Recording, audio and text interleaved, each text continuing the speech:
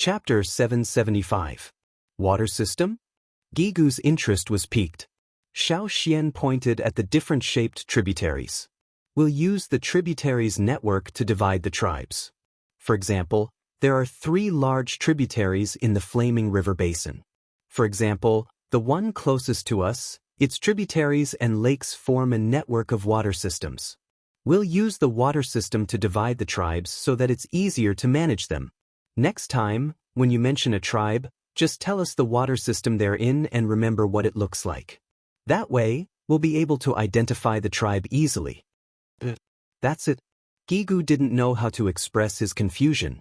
Now, Xiao Xian's suggestion of dividing the tribes by the water network easily solved Gigu's problem. In the past, if I didn't look at the map, I wouldn't even know where a tribe was when they mentioned it. Even if we need to inform them, we need to have a pattern and order. That way it'll be faster. Plus, more and more tribes are coming to Yanjiao. If more tribes join us in the future, we can continue to add them. There were so many tribes, but now, there were even smaller tribes that lived in seclusion. Although there weren't many people in the Flaming River Basin, there were still many tribes. It was just that most of the tribes didn't occupy large territories and didn't have many people. Most of them only had a few hundred people. Small tribes needed to stick together to survive. The external threats were getting bigger and bigger, and the competition within the mainland wasn't small either. Most of the tribes living in the Flaming River Basin weren't large. Even if a single tribe could maintain their peace for now, it wouldn't last long. Soon, they would be attacked by all sorts of forces. Before Xiao Xian went to the Lu tribe, he had told the tribesmen to inform the other tribes in the Flaming River region to be wary of outsiders, especially those who came from the other side of the sea. People who came at this time were not here for sightseeing. Even the Chonglis, a group that didn't specialize in robbing, almost made the Flaming Horn suffer losses, let alone those who came with ulterior motives. The Lu tribe was a good example. If the Flaming Horns didn't go there, they would have either been taken away by DNFA, or they would have been slowly divided up by other people with ulterior motives. Now, even the Hui tribe and the Tianshan tribe, who used to hate each other, joined forces to resist the outsiders. Apart from these 2 tribes, no other tribe could take the lead. The Central Plains had already made all sorts of preparations, so there was no need to worry.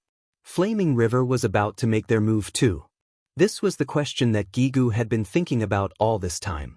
The small tribes in the Flaming River region were already smart enough to look for someone to rely on. They wanted to rely on Yanjiao to survive. At this time, Yanjiao had many things to do. Xiao Xian listened to Gigu's thoughts.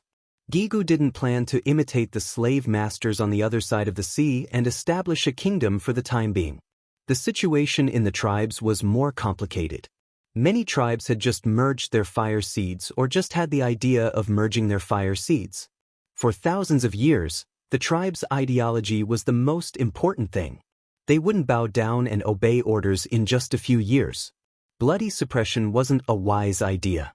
The Thousand Masks tribe was able to imitate the Flaming River tribe's rule in the central region because those tribes had been dependent on them for many years.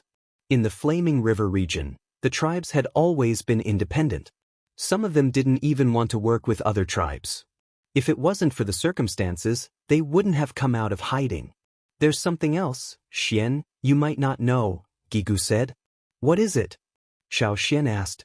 I only heard about it when you went to the Lu tribe, Gigu said in a low voice. Slave masters are coming. Slave masters? Xiao Xian was puzzled. If it was just a regular slave master, Gigu wouldn't have specially mentioned it at this time. Literally, those people took the tribesmen away, especially the children who haven't awakened their totemic powers. They sold them to the people on the other side of the sea as slaves. Otherwise, why would those tribes who have been hiding or didn't want to get close to us be in such a hurry to find us? There weren't many people in the small tribes here and the children were targeted by outsiders. After all, children who hadn't awakened their totemic powers were easy to deal with, easy to transport, and easy to train. How could the tribesmen remain calm when their new blood was taken away? No wonder they were in such a hurry to go to Yanjiao. They were looking for a big helper because the other tribes in the Flaming River region wouldn't be able to help them. More and more people probably found other ways to cross the sea. They don't need to cross the sea from the desert, they can sail from other places, Xiao Xian said. The longboat tribe had only opened one of the sea routes. Naturally, others could open other routes. The sea route could transport more people. Compared to when the disaster had just ended, there should be a lot more people coming over. On the other hand, the tribesmen were just starting to break free. There were already many mature organizations on the other side of the sea. They worked well together, and these ignorant tribesmen couldn't compare to them. Even if many people realized that their children had been taken away, they couldn't solve the problem in such a short time. They couldn't even reduce the probability of this happening, let alone find them. That's why we need to form an alliance, Gigu said. An alliance of tribes? Xiao Xian already guessed what Gigu was thinking when he found out about Gigu's worries. Dragon Head. Gigu wanted to form an alliance with the other tribes in the Flaming River region. Yanjiao would be the leader of this alliance. That's right. Gigu's eyes burned with passion. Yanjiao still doesn't have enough people. Even if the Taiha tribe, Drumming tribe, and Rain tribe join us, it's still too little. I already had this plan when the trading point was first set up. I just couldn't wait for the right time. Now the chance is here. Yes, some tribes had been influenced by fixed beliefs for a long time. Even if Gigu had a plan, it wouldn't be successful. But now, Yanjiao didn't even have to look for them. They came looking for them on their own. In this crisis, they each looked for a way out. The desire to survive and the development of their tribes forced these people to come out. This was also the first step for the tribesmen who shunned the world and didn't want to interact with other tribes. They had to change in order to survive. But there are many things that need to be done to form an alliance like this. It was rare for Gigu to find someone who could completely understand him. He quickly explained his doubts and troubles.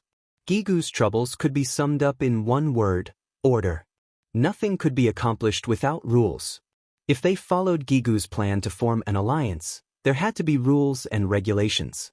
They had to let them know the rules of the Flaming River region's alliance. Otherwise, they would think that they would be protected and helped by Yanjiao. Then they would do whatever they wanted.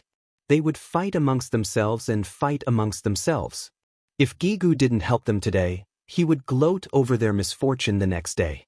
That would be a mess. Order. Gigu paused. Yes, we have to make some rules. Since we're here, we have to make some rules. We have to tell them what to do and what not to do.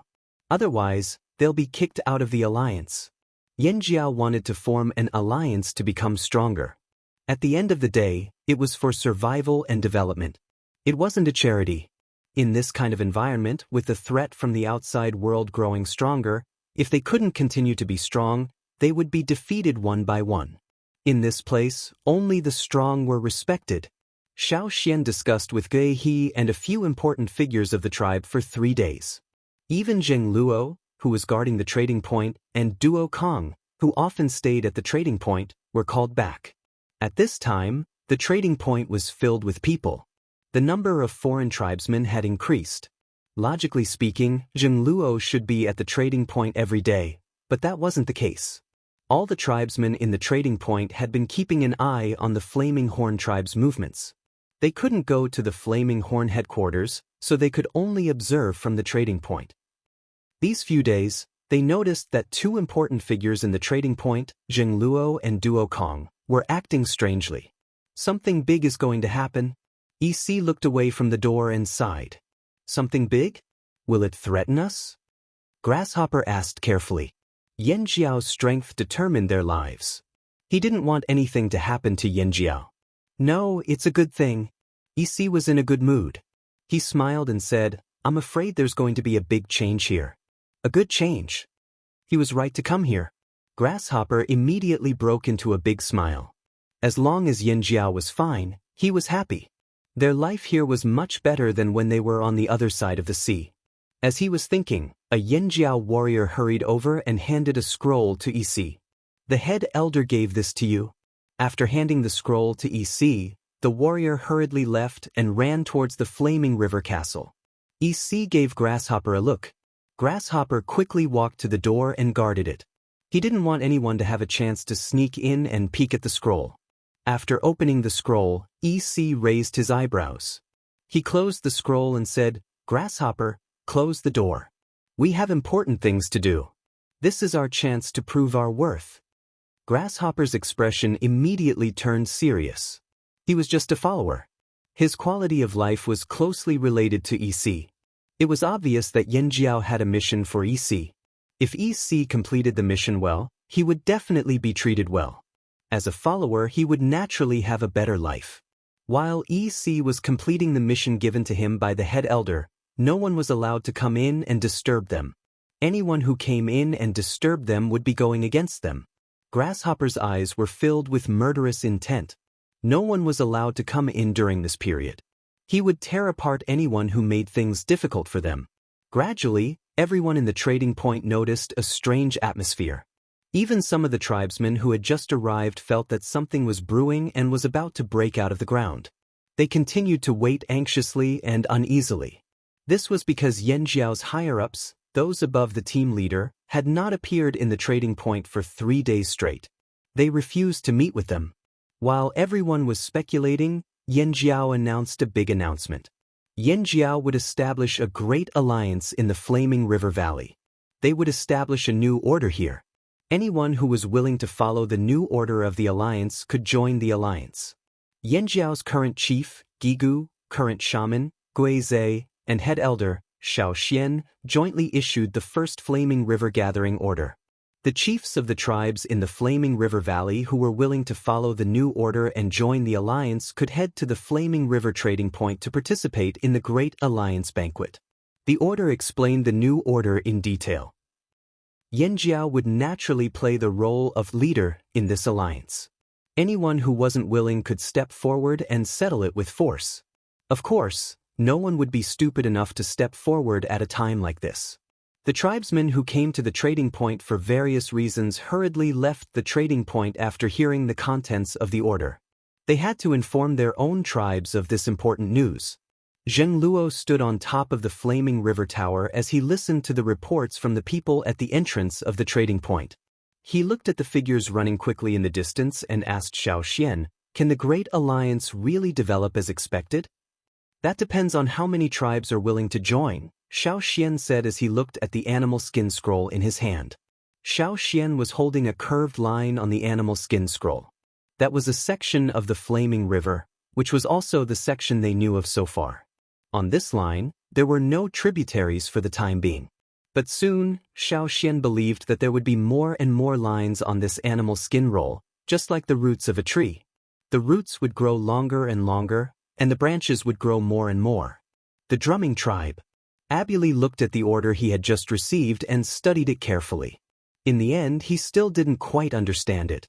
He knew that the Flaming Horns wanted to gather everyone together, but he couldn't guess the deeper meaning behind it. As for the new order mentioned in the order, he actually didn't have any objections. As long as it didn't harm the tribe's interests, he was willing to accept anything that was beneficial to them. To put it simply, Abuli's current mentality was to cling on to Yanjiao's thick thighs. He wouldn't lose anything anyway. At least after coming into contact with Yanjiao, their tribe's lives were getting better and better. There was no doubt about that. "I want to go to Yanjiao for the banquet, who wants to?"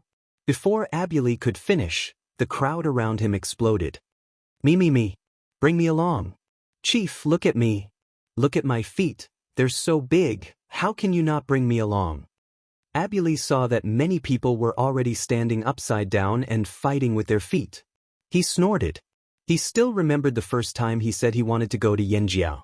Many people objected and didn't want to go. But now, they were all so enthusiastic that they even fought with their feet for a spot. At a certain section of the Flaming River, on a mountain some distance away from the Flaming River, a group of people gathered at the entrance of a cave. Flaming River Basin? Chief, are we part of the Flaming River Basin? Someone asked anxiously. They just found out that the river was called the Flaming River not long ago, and their tribe wasn't close to the river. He was worried that Yanjiao's Flaming River Basin didn't include their tribe. The person standing at the entrance of the cave carefully held a scroll. His eyes were filled with doubt. After carefully studying the few sentences on the scroll, he comforted himself. The flaming river basins doesn't just refer to the mainstream, there are tributaries too. We're very close to one of the tributaries, so we should be part of the flaming river basin. Yes, we definitely are. Let's pack up and get ready to go to the flaming river trading point. Who wants to go with me? Me. Chief, I'll go. I'm strong. I can run fast. I haven't been upstream yet. What do the Yanjiao people look like? I don't know. I heard from the Ya people that the Yanjiao people look like fearsome beasts. Really? I want to know how many tribes have joined us. Not many, right? I don't know many tribes either. That's because you don't know. There must be many more. What's with the noise? We'll know when we get there. The chief who shouted carefully put away the scroll in his hand, then turned around and went into the cave to pack his things. He hadn't traveled far for many years, so he was quite nervous. However, the Yanjiao people were right. A small tribe couldn't face the coming attack alone. One of the words, "fight the enemy together," was enough to tempt him. Chapter 776. This was the first time Yanjiao publicly announced a gathering of tribes. This time, the tribes in the central region were not included. This was different from the grand banquet when the Flaming River trading point was first established. This gathering would have a huge impact on the Flaming River Basin. All the tribes living in the Flaming River Basin, regardless of whether they were willing to join the Great Alliance or not, would not be able to change the current situation. The Flaming River Basin was about to undergo a huge change. Some people were happy while others were worried. The people in Yanjiao, especially the higher-ups, had not slept well for the past few days. What could they do? They were under a lot of pressure. If only a few tribes were willing to join the gathering, wouldn't that be embarrassing? That was why everyone, including Gigu, was worried. Only Xiao Xian was still doing what he was supposed to do. Boss, how many tribes do you think will come? Duo Kong stood at the top of the Flaming River Tower, the tallest building in the trading point. He stood under the flag with the Yanjiao totem on it and looked at the sparsely populated trading point. He could not hide his nervousness. Zheng Luo sighed and looked outside the trading point. I don't know. At least 10? Duo Kong counted with his fingers. The Rain tribe, the Taiha tribe, the Drumming tribe, and the Lu tribe, who had just arrived, would definitely not refuse to join the alliance. As for the Pu tribe, the Drumming tribe, the Ya tribe, the Drumming tribe, and the others, Duo Kong didn't know much about them. There were also tribes further away and those who came from Yinghai. They had no choice but to come to Yanjiao for the first time. Even if many of them were unwilling, there should be at least 1 or 2 tribes who were willing to join the Great Alliance, right? 10 there should be. Duo Kong encouraged himself in his heart. After convincing himself, he felt a little more confident. When they first learned of Gui He and Xiao Xian's plan, they were also quite surprised. The scenario that Xiao Xian described was what they wanted to see, but after all, it was just a fantasy that had yet to happen. As for the outcome, they could only wait and see. We haven't heard the horn today. Zheng Luo looked at the setting sun and sighed. It's still early. It should sound in a few days, Duo Kong said hesitantly. After leaving the Flaming River Tower, Zheng Luo walked out of the trading point. There were 3 gates to the trading point. After the order was issued, one of the gates was remodeled and became the largest of the 3 gates. The 2 sides of the door were built with huge stones, which were then carved into the shape of 2 huge beast heads. The ratio was almost 1-to-1. Of these 2 types of dire beasts, one was a carnivorous giant dire beast, and the other was a herbivorous giant dire beast. The former had the sharp fangs of the carnivorous dire beasts, while the latter had some huge hard horns. They were both among the top dire beasts in the forest, and were not easy to hunt. Every time such dire beasts were hunted, it required a planned encirclement and teamwork. This time, when they remodeled the gates to the trading point, they made the design of 2 dire beasts. Although the dire beasts' heads were carved out of stone, the fangs and horns embedded in the statues were genuine. They were the treasures the tribe had collected over the years. This time, they used them to build the walls. The carvings of the 2 dire beasts' heads were not very detailed. Many parts were not smooth and had a rough feel, but it was enough to let people see the general shape of the 2 dire beasts' heads. Also, because it was not detailed enough, The rough parts added a rough, wild, and mysterious feeling to the statues. The stones used to make the dire beasts' heads were above average. This time, Yin Jiao had invested a lot. It was no wonder that Zheng Luo and the rest were nervous and felt pressured. This gate was the largest gate in the trading point, and it was also the gate that Yin Jiao had invested the most. The Yin Jiao people called this gate the Beast Head Gate. The horn that Zheng Luo mentioned before was the horn that was placed in the two dire beasts' heads. If the people guarding this gate discovered that a tribe had responded to the summons, they would blow the horn to let others know that a tribe had arrived. Unfortunately, they had not heard a single sound of the horn. The drumming tribe, Taiha tribe, Rain tribe, and Lu tribe didn't come immediately because they were very close to the Flaming Horn tribe. When the Flaming Horn tribe said the feast would start, they would come immediately. They had already made their stance clear. It didn't matter if they came early or late. That was why the Flaming Horn tribe was mainly waiting for the tribes that were further away. Looking at the Beast Head Gate, Zheng Luo asked the guards, "Have you seen the Grand Elder?" "I think he's over there." A guard pointed in a direction. Zheng Luo walked in that direction. That was where the King's Stoneworm used to live. Yin Jiao had claimed the land but had not started construction yet. Their original plan was to expand the trading point and connect it to the other side. However, they did not have enough people. Now that the trading point was big enough to accommodate everyone here, they did not need the other side. When Zheng Luo saw Xiao Xian was sitting in the stone forest. He was holding an animal skin scroll and drawing something on it. Zheng Luo went over to take a look but did not understand. "What are you drawing?" asked Zheng Luo. "A design." Xiao Xian put down the pen in his hand and moved his stiff neck. He had been sitting here for a whole day. "A design? You plan to expand the trading point?" Zheng Luo was shocked. If it wasn't for expansion, what was the point of drawing a design? Maybe it's time to expand? Xiao Xian stood up from a rock. "But you said before that we don't have many people. We don't need this place for now." "There will be more soon," said Xiao Xian. Zheng Luo understood what Xiao Xian meant by "there will be more soon." "You're so optimistic about this gathering?" Seeing Xiao Xian's calm demeanor, Zheng Luo felt a little more confident. Originally, he came to Xiao Xian to ask Xiao Xian to use not divination, but now it seemed that there was no need. Xiao Xian had already expressed his opinion. After thinking it through, Zheng Luo felt the pressure on him lessen. Since Xiao Xian was so confident, he would wait a little longer. Xiao Xian was optimistic about this gathering because of his intuition and because he had already sent the people to spread the news. Most of the tribes in the Flaming River region didn't like foreign tribesmen, but they didn't have enough power. They hadn't come up with a plan yet because of the lack of information. What Xiao Xian asked the tribesmen to deliver wasn't just a message, but also a message to let them know that the invaders were stronger and more ambitious. There were a lot of them too. Small tribes had to unite to have a better chance of survival. The Flaming Horns tribe was like a core, and the other tribes gathered around this core. If it weren't for the foreshadowing and the threat of the foreign tribesmen, Xiao Xian didn't know how the other tribes would react. What was done was done. All that was left was to wait. At the trading point, after Zheng Luo left, the Yinjiao warriors guarding the Beast Head Gate were also discussing and guessing how many people would come. Every time the horn sounded, a tribe would come.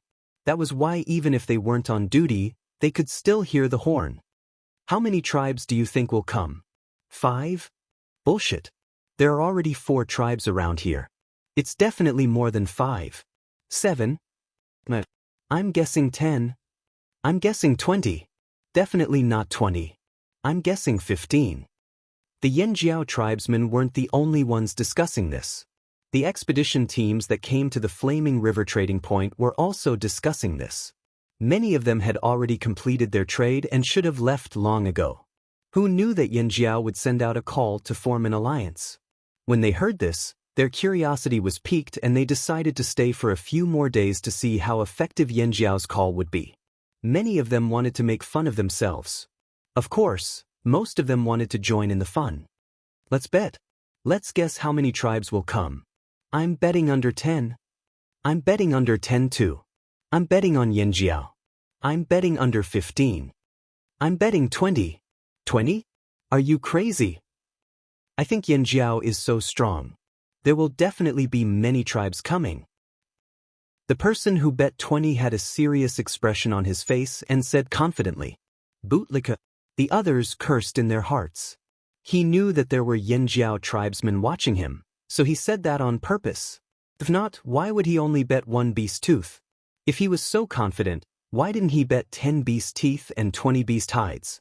The outsiders and Yanjiao tribesmen who stayed in the trading point were all ears, waiting for the horn to sound. Unfortunately, the horn didn't sound for a few days. However, some tribes were far away, so they wouldn't be able to get here so quickly.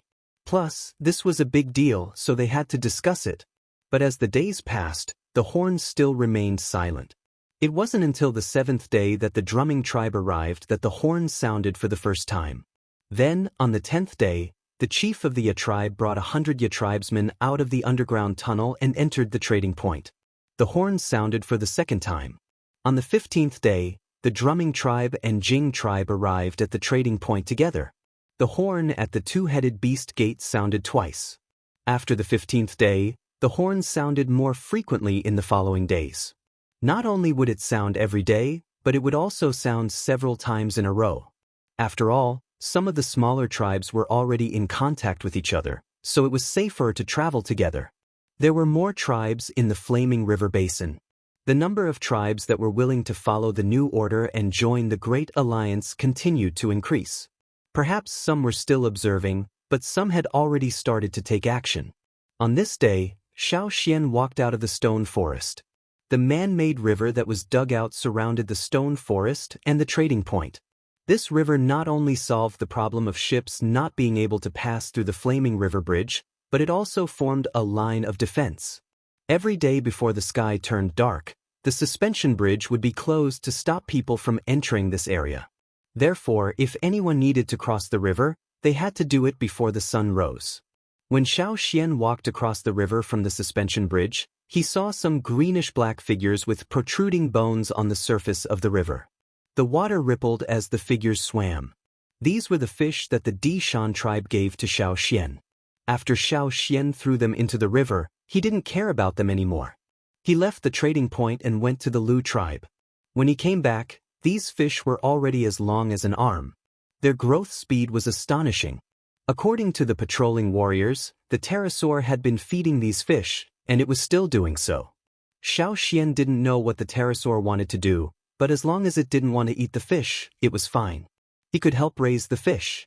Woo! The low sound of the horn pierced through the clouds and reverberated throughout the forest. Shao Xian looked towards the trading point. Another tribe had arrived at the trading point. They didn't use the suspension bridge, so they must have come directly from the Flaming River using boats. More and more tribes arrived over the past few days. Xingluo and the rest felt more at ease. There were already more than 10 tribes here, which was more than they expected. Now, they just had to continue waiting. The tribes further away might need a few more days to arrive. Shao Xian didn't look at the trading point again. After he left the river, he walked around and observed the terrain. He wanted to see if he needed to add more defensive measures. We should cut down some trees. It'll block the view of the people on the other side of the river. As he thought, Shao Xian suddenly stopped and looked towards the forest not far away. There were people coming over. There were quite a few of them. Rustle, the sound of their bodies brushing against the branches and grass wasn't loud. It was obvious that the other party had purposely held back and was very cautious. Thud, thud, thud. There was the sound of hard objects hitting each other. It sounded like some kind of bone ornament. Shao Xian stood there without moving. He didn't try to hide himself either. The other party must have noticed him. That was why the person walking in front paused for a moment. Soon, the people walked out from the forest. Their clothes were mainly made of animal skin, and there were many bone ornaments. Especially the leader, he had a lot of animal teeth and bone ornaments hanging from his head to his feet. According to the habits of most tribesmen, this should be considered a grand dress. Shao Xian looked at the people in the group. They were all young and strong, all totemic warriors. Regardless of gender, they all had a sharp aura around them. This was a tribe that was good at fighting. Who are you? One of the people in the group took 2 steps forward and stared at Shao Xian cautiously. The leader only turned his head slightly, his sharp eyes casually sweeping across the group, stopping the others who were about to speak. His arms seemed to be raised casually, but it was like a city wall, stopping the people in the group who were about to step forward. A traveler? Or a tribesman who answered the summons? The leader asked in a deep voice. Xiao Xian was about to answer when he frowned and turned to look in another direction. Someone else was coming. Bang. The person who asked the question just now stepped on the ground and his aura increased. His animal skin clothes flapped in the wind.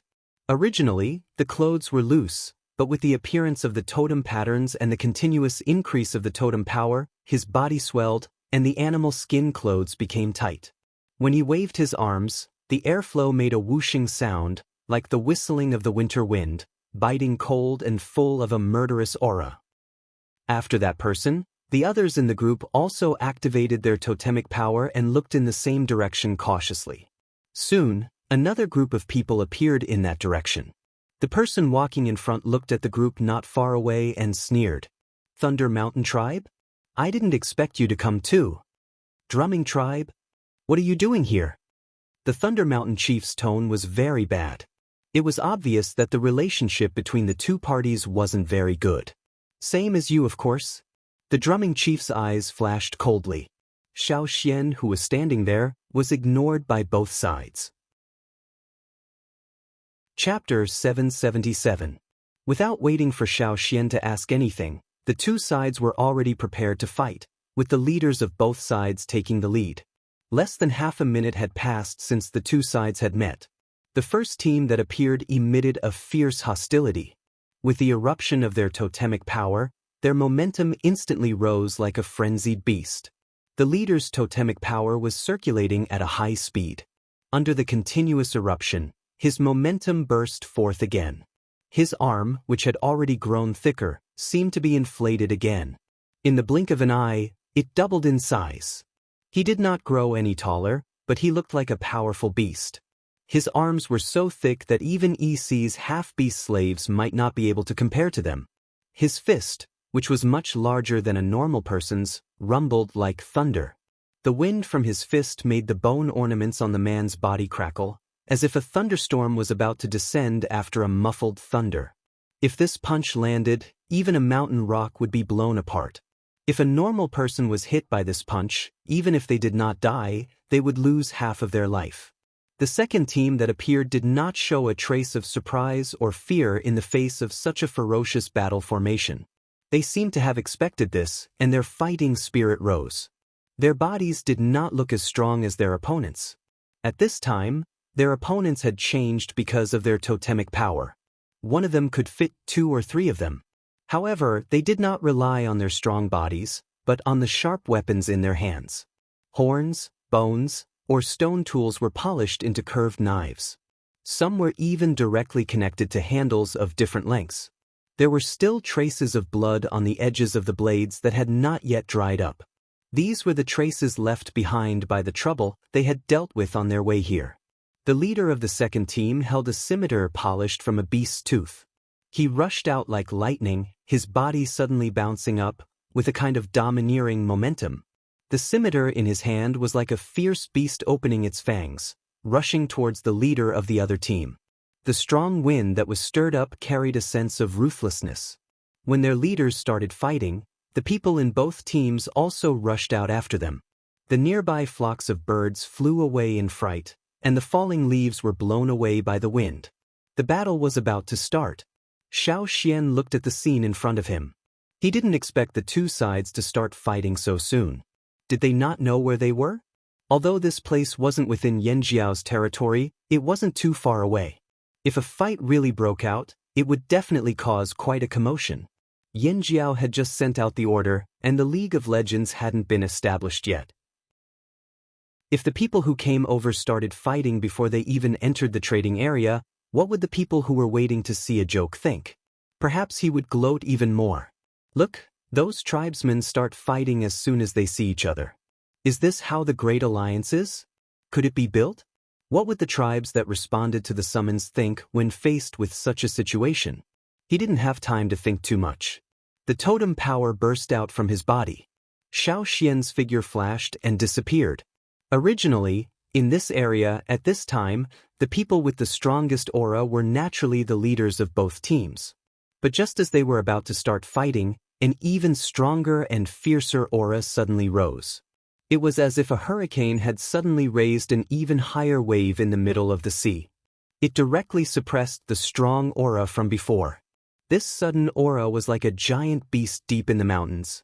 It forcibly broke the atmosphere created by the two of them. In the air, the turbulent air currents collided with each other, creating a series of explosions. Countless waves of air blasted outwards. Bang! The muffled sound of the collision was sharp and piercing to the ears. The man with bone ornaments all over his body had a huge fist that could shatter mountains, but it was blocked by a palm. It was as if he had met a huge mountain. He couldn't move forward. He looked at the palm that blocked his fist and saw an arm covered with totem patterns. The totem patterns seemed to have a life of their own as they flowed. Among the flame-like patterns, there were some crimson flames coming out of them. Streams of air that could be seen with the naked eye erupted from the pores of the arm. It was as if the blood in the arm, under the skin, was being boiled by the flames. The surrounding temperature was also raised. The flames around the arm were like fire snakes moving at high speed, tearing apart the aura they had accumulated. On the other side, the beast tooth knife that was supposed to strike was blocked by a metal weapon that flashed with cold light. The ear-piercing sound just now was the sound of the beast tooth knife scraping against the body of the knife. Xiao Xian didn't care what the two of them were thinking. After blocking both sides, his body flashed. His feet didn't move from the spot. Then, without any rest, he shook his shoulders and used his strength to shake out his arms. Qi, whether it was the man with the beast tooth knife or the man with the bone ornaments, they all felt as if they had been hit by a ferocious beast head-on. The strong force pushed them out. Their feet dug up the grass on the ground, creating a ditch that was more than 10 meters long. If it weren't for the others holding on to them, the ditch would have been even longer. The man with the bone ornaments pushed away the person who was holding him. He felt pain all over his body. The blood in his chest was boiling, as if he had just been hit with a sledgehammer. He could even smell the sweet smell of blood when he breathed. Especially the arm that had just been thrown out. Other than the pain, he couldn't feel anything else. He had temporarily lost all feeling. However, he couldn't care less about the injury on his arm. He looked at the person who had suddenly appeared in front of him in shock. The man with the beast tooth knife who had been bounced away wasn't any better. His arms and legs were still numb. Especially after the shock, his whole body felt like it was going to fall apart. There was a scorching heat under his palm. The place that was pressed against the beast tooth knife was burning with pain. No one knew better than him how much strength he had put into that strike. Even so, it was still easily blocked. The high temperature caused by the friction between the knife and the metal object in the man's hand told him that everything that had just happened wasn't an illusion. His heart was in turmoil because of the sudden accident. He stared at Xiao Xian with his eyes wide open, but he couldn't say a word. Who was this person? Everyone who had seen what had just happened was shocked. They were frozen in their attacking positions. They had thought that it was just an insignificant person. They hadn't expected such a thing to happen. They knew very well how powerful their leader was. Even so, not only had his attack been blocked, but he had also been forcefully pushed away. Looking at the ditch on the ground where the grass had been shoveled away, and then looking at the person who was standing there unharmed, everyone felt a chill run down their spine. They were terrified. "Who are you?" the man with the bone ornaments asked doubtfully. "Yan Jiao?" The drumming chief didn't blink. The shock in his eyes was gone, and there was no anger. Instead, there was a trace of excitement. "Yan Jiao." Hearing the drumming chief's words, the others were shocked. They carefully looked at Xiao Xian. They had thought that he was just an insignificant passerby, so they didn't pay much attention to him. Now that they knew he was a Yanjiao man, they naturally had to take a closer look. This was a Yanjiao man? Why was he so different from what they knew? Didn't they say that Yanjiao people looked like fearsome beasts? That wasn't right.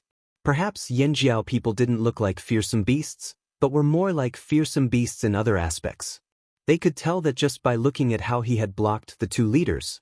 Were Yanjiao people really that strong? Xiao Xian withdrew his hand.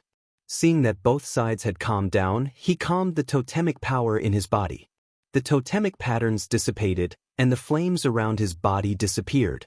Yanjiao Xiao Xian. For you. Xiao Xian looked at the two groups of people. They had totemic patterns on their bodies that represented their tribes. However, Xiao Xian had never seen these two totemic patterns before. In other words, it was very likely that these two tribes were here for the first time. The drumming chief quickly shook his hands behind his back to get rid of the numbness from before. His gloomy face revealed a surprised smile. You're Xiao Xian? Yanjiao's great elder, Xiao Xian. Great elder. The Thunder Mountain chief looked at Xiao Xian. He had regained some feeling in his arms, but the pain from before was still clear. You're Yanjiao's great elder? The Thunder Mountain chief asked again in disbelief. Even the other Thunder Mountain tribesmen behind him opened their mouths wide. That's right, I am. Xiao Xian nodded, then looked at the two leaders of the two groups. The leader of the drumming tribe reacted quickly. He sheathed his scimitar and walked towards Xiao Xian. The drumming tribe's chief, Si Du, has answered the summons with the drumming tribe. Si Du's eyes shone with excitement. He treated different people differently. If the person he was facing was weak, he would never treat them so warmly. Plus, they were here for the Yanjiao tribe. He was relieved that he didn't do anything to offend this person. As expected, a tribe that had the guts to send out a summons was very powerful. He had heard of this grand elder from the tribesman. The tribesman once told him that it was fine if he didn't remember the other Flaming Horn's names, but he had to remember Xiao Xian's name. Si Du looked at the stunned Thunder Mountain tribesmen and sneered in his heart. As expected, they were a bunch of brainless idiots. He remembered that when they arrived, the atmosphere between the Thunder Mountain tribesmen and Yanjiao's great elder wasn't very good. They answered the summons but didn't gather any information. They didn't even know who this person was, let alone answer the summons. The leader of the Thunder Mountain tribesmen came back to his senses. He calmed himself down and said, the Thunder Mountain tribe's chief, Lu Zhai, has answered the summons with the Thunder Mountain tribesmen. The drumming tribe and the Thunder Mountain tribe? Xiao Xian looked at the two groups. Both sides only brought about 100 people. Xiao Xian's gaze made the Thunder Mountain tribesmen's hearts skip a beat. They were afraid that this person would hold a grudge against them because of their bad attitude. They heard that many large tribes would start a fight without saying anything. However, Xiao Xian's next words made them heave a sigh of relief. The sun has already set, and the drums have already sounded once. When the drums sound for the third time, the sky will be dark. Then, you won't be able to cross the river or enter the trading point tonight. Xiao Xian pointed in a direction. Head this way and you'll see a suspension bridge. You can cross the river from there. As he spoke, a few muffled drum beats that sounded like the roars of wild beasts sounded again. This was the second time. Si Du originally wanted to chat with this Yanjiao's great elder a little longer, but now he had no choice but to stop talking. Their journey was more important. They didn't want to spend the night here. They didn't know how many people were watching them. This was their first time in Yanjiao's territory, so they weren't familiar with the roads. However, Xiao Xian had already pointed them in the right direction. They just had to walk in that direction. Thank you. After Si Du thanked him, he didn't waste any more time and quickly led his men in that direction. The Thunder Mountain tribesmen didn't want to be left behind. After thanking Xiao Xian, Si Du led his men and chased after them. On the way, Si Du thought about many things. When they first heard Yanjiao's order to gather all the tribes, their first thought was, of course, dissatisfaction.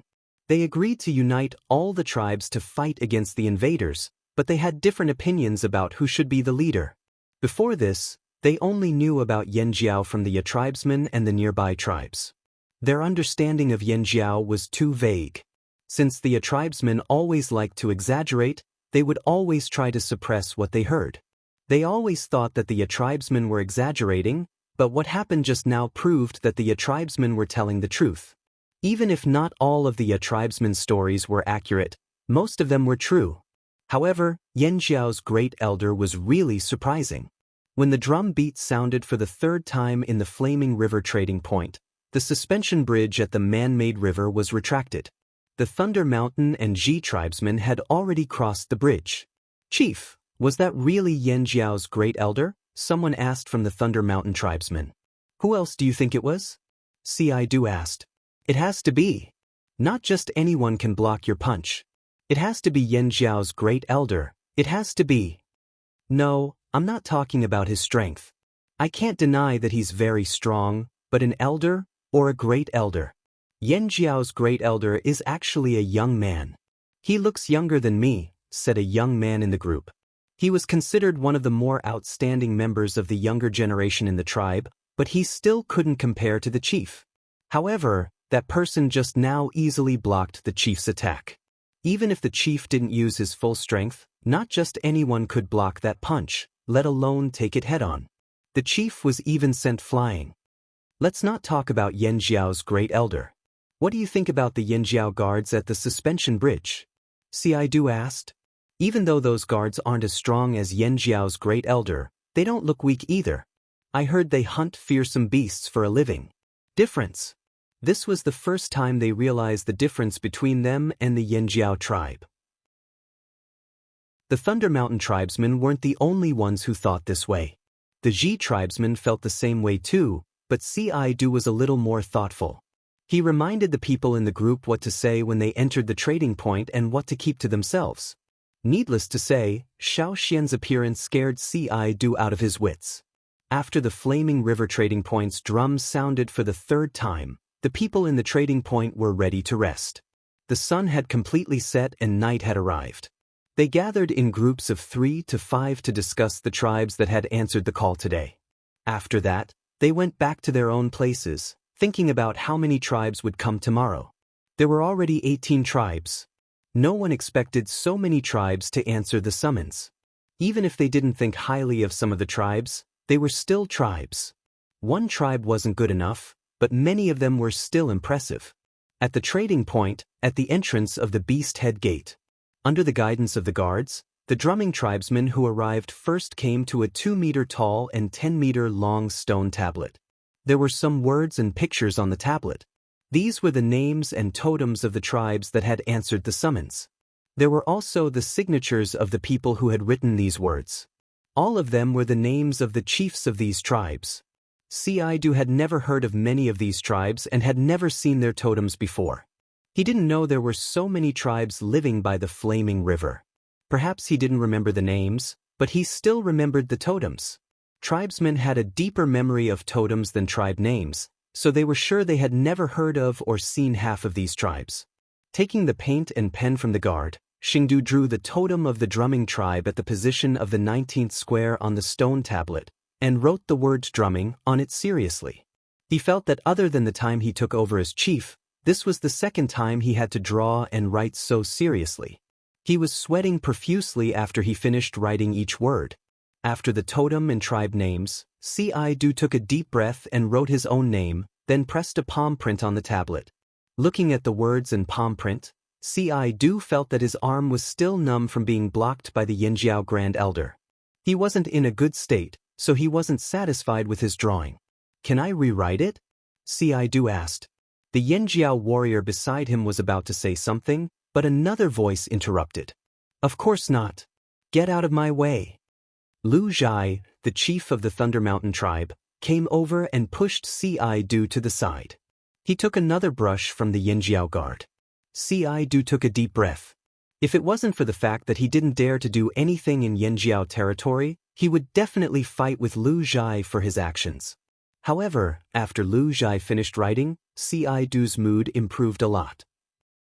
Not to mention the fact that the Thunder Mountain tribe was ranked behind the drumming tribe, even Lu Zhai's writing wasn't as good as his. Although Lu Zhai looked serious, his hands were trembling from nervousness. His writing wasn't up to standard. It was fine when he was writing his tribe's name, but when he was writing his own name, his hand trembled and the lines that should have been smooth became wavy. Lu Zhai was speechless.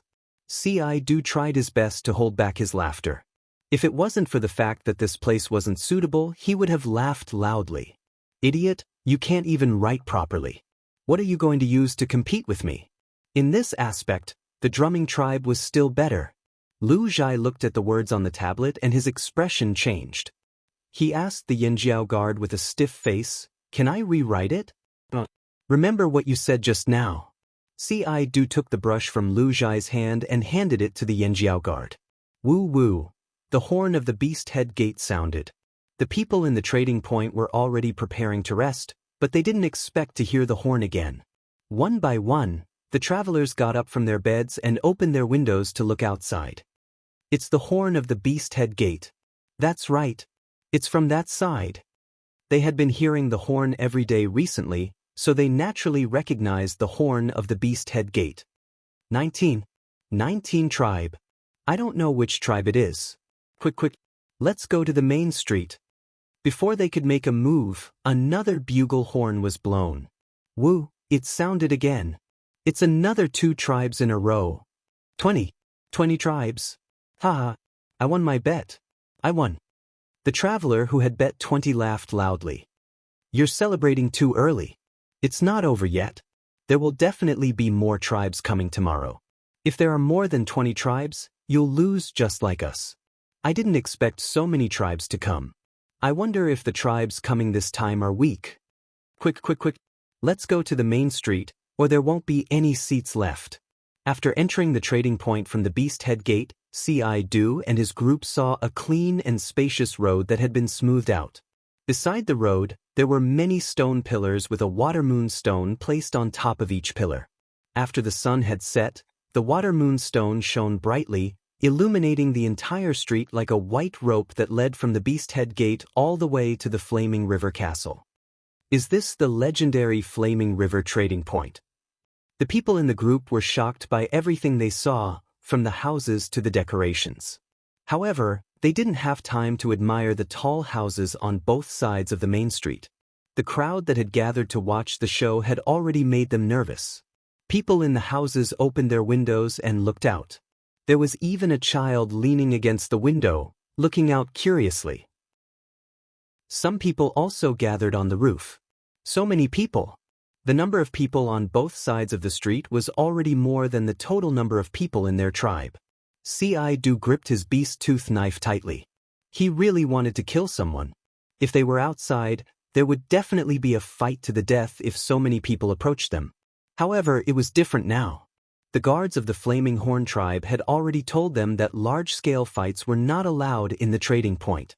Also, as long as these tribes who were summoned walked on the street, the Flaming Horn tribe would not allow anyone to attack them. They looked at the people on both sides of the street. Although they were all looking at them with different intentions, no matter if it was good or bad, no one stepped onto this flat road. Hey, over there, which tribe are you from? Yeah, which tribe are you from? The people who were watching the show asked. 2 short and fat figures squeezed out from the crowd. Their large faces squinted, and their beards that covered most of their faces twitched. It's the Drumming tribe. I can smell them. One of them said. There's also the Thunder Mountain tribe. That earthy smell is definitely from the Thunder Mountain tribe. The other person shouted. They're here too. Quick, tell the chief that the Drumming tribe and Thunder Mountain tribe are here. The 2 short and fat figures quickly disappeared from the crowd. One of them instinctively dug into the ground, but after a while, he realized that this was Yan Jiao's territory and he was not allowed to dig, so he got up and continued running. Drumming tribe? Thunder Mountain tribe? I've never heard of them, someone said. I've never heard of them either, but these 2 tribes seem more difficult to deal with than the tribes that came today. They have a lot of blood on them. There are already 20 tribes. I wonder if there will be 30 in a few days. Sigh. I really want to persuade our chief to move to the Flaming River Basin. The Great Alliance. I plan to go back and talk to our chief. If we want to move, why don't we move to the Flaming River Basin? The Flaming River Basin is still big anyway. We can still join the Great Alliance. Yes, that's what I think too. Humans were social animals. Under the influence of the atmosphere, there was always a herd mentality. No matter what they thought or said when they first heard Yan Jiao's order, they were now starting to acknowledge Yan Jiao's Great Alliance. They even wanted to join it. This situation made both the Yan Jiao people and the tribes that came to the trading point to choose to join the Great Alliance. Chapter 778. After the Drumming Tribe and Thunder Mountain Tribe arrived, more tribes arrived every day. 21, 22, 25, 26. It was only until the 30th tribe arrived that there was a day where no one arrived. By now, 37 days had passed since the gathering order was sent out and the 30th tribe had arrived. Looks like we can start the gathering now. Zheng Luo stood on the rooftop of the Flaming River Tower and looked at the people walking around the trading point. He had told Xiao Xian that the space in the trading point was enough, but now it seemed like it wasn't. This was the first time the gathering order was sent out, so many tribes were still observing. They only sent people to the trading point to observe the situation. They didn't plan to come, but in a year or two, it would be hard to say. There really wasn't enough space in the trading point. The 30 tribes had already settled down in 30 houses in the trading point. Occasionally, there would be conflicts, but the trading point had its own rules. The prerequisite for joining the Great Alliance was to follow the new rules. If a fight broke out in the trading point, then Yanjiao's patrols in the trading point would forcefully throw people out. After some discussion, Yanjiao decided to hold the gathering at the Flaming River Castle on the 40th day after the gathering order was sent out. 3 days before the gathering, 2 more tribes arrived at the trading point. They were too far away and had never traveled such a long distance before, so they took a long time to arrive. Woo, a long horn sounded in the trading point. It wasn't the same horn as the one at the Beast Head Gate. Compared to that, this horn was louder and lasted longer. This was the sound of the horn from the rooftop of the Flaming River Tower, telling everyone that the gathering was about to begin. An area in the trading point had already been cleared out when the gathering order was sent out. It was reserved for the tribesmen who answered the call. At this moment, after the horn sounded, people came out from the courtyards one after another, blocking the entire street. Teams with different attire patterns, height, weight, and weight, began to gather amidst the unique shouts and shouts. "We're leaving." Lu Zhai, the chief of the Thunder Mountain tribe, looked at the Flaming River Tower, then turned around and shouted into the courtyard. In the few days that they had been here, they had already figured out the way of life and the rules here. As long as they followed the rules, there would not be any major problems. The people and things here gave them a great shock. Everything in the trading zone told them that the Yinjiao people lived very well. Not to mention their strength, just the material standard of living far exceeded theirs. They didn't starve or suffer from the cold. He tidied up the bone ornaments on his body. Some of the bone ornaments were beast fangs, beast claws, and some were made from a strangely shaped bone from a ferocious beast. It could be said that these bone ornaments were the wearer's medals. Before he came here, Lu Zhai was still very confident. However, when he really entered the trading area and saw the fierce beast meat, beast fangs, and beast bones being sold, he really felt the difference. Even if Lu Zhai was confident in his own strength and the people in his tribe, wild beasts could not be compared to fearsome beasts. If possible, they would try to hunt more fearsome beasts. Looking at the animal teeth worn by the Yanjiao people, and then looking at the animal teeth on his body, he felt ashamed. When they arrived at the Beast Tooth Gate, this feeling of shame intensified. Lu Zhai wanted nothing more than to throw away all the bone ornaments on his body. Although he had seen the beast tooth of the Beast Tooth Gate on the second day he arrived at the trading point, he was not as embarrassed as he was now. There seemed to be many pairs of eyes looking at him from the front and back of the tribe. He could feel it even without looking at the Lu village. Although he was embarrassed, he still maintained a serious expression on his face. Taking a deep breath, Lu Zhai made a decision in his heart. Behind Lu Zhai, the other Thunder Mountain tribesmen who came with Lu Zhai paused for a few seconds at the Flaming River Castle's Beast Tooth Gate. If it wasn't for the people urging them from behind, they would have gone over to take a closer look at those giant beast teeth. They even wanted to touch them. It wasn't just jealousy or envy, it was a thirst for power. More than 30 tribes walked towards the Flaming River Castle after the horn sounded. Along the way, some tribes almost started fighting over who should go first. They couldn't fight here, so they had to compete with their aura. Those who lost would obediently scram to the back. Yinjiao wouldn't care about this kind of competition.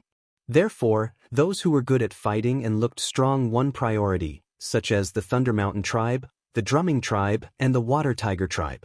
Those who were more timid were naturally pushed to the back, such as the drumming tribe, the Zudong tribe, and the others.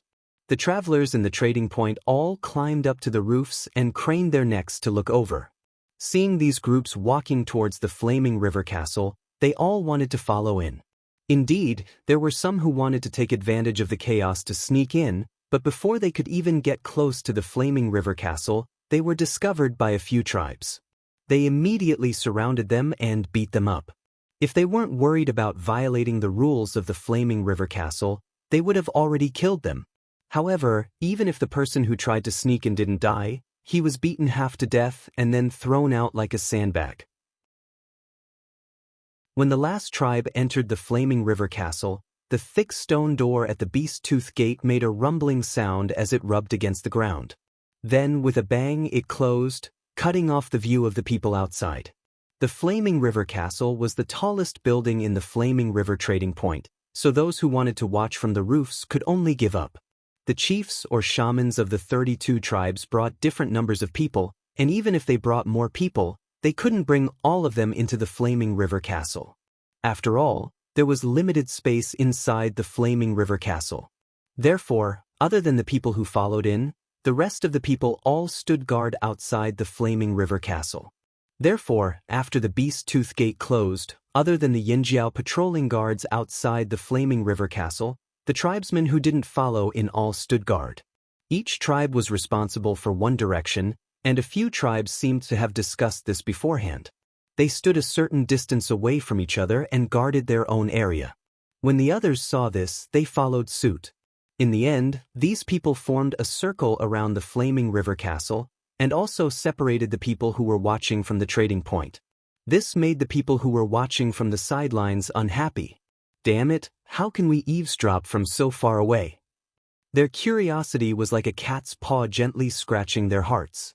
It was very itchy, but they couldn't do anything about it. They didn't belong to the Flaming River Alliance. While the people outside were discussing, the Flaming River Castle had already been divided into 32 areas. However, the seating arrangements were arbitrary. Yinjiao only guaranteed that every tribe had a place to sit. Other than the Drumming tribe, the Rain tribe, the Taiha tribe, and the Drumming tribe, the other tribes had to find their own seats. The Drumming tribe, who were squeezed behind the group and had just entered the Beast Tooth Gate, straightened their backs. Look, their Drumming tribe had already booked their own seats, unlike the other tribes who had to find their own seats. As expected, this was the advantage of riding on someone's coattails in advance. They could enjoy some benefits. Gigu, Zhengluo, and the others looked at the tribes who came in. Some of these people had already started to work together and formed small groups, while others were still working alone. From these people's actions, they could roughly understand them. Which people were more aggressive, which people were more conservative, and which people were more sly. These could all be seen from their actions. When everyone who came in found their seats, they couldn't help but sigh as they looked at the different types of people inside. This is the Great Alliance? So many tribes. At first, they were still wary of the Flaming Horn tribe, worried that the Flaming Horn tribe would trap them here and destroy them. However, when they saw so many tribes here, including some that they were acquainted with, their worries gradually dissipated. Instead, they were filled with anticipation. The Great Alliance? So many tribes, were they really going to unite? If that was really the case, it would indeed be a good thing for everyone. As they sighed, some people memorized every tribe they saw. Soon, they realized that one of the 32 seats was empty. Didn't they say there were 32? Yeah, I remember that we were the last one. I even counted on the stone tablet at the entrance.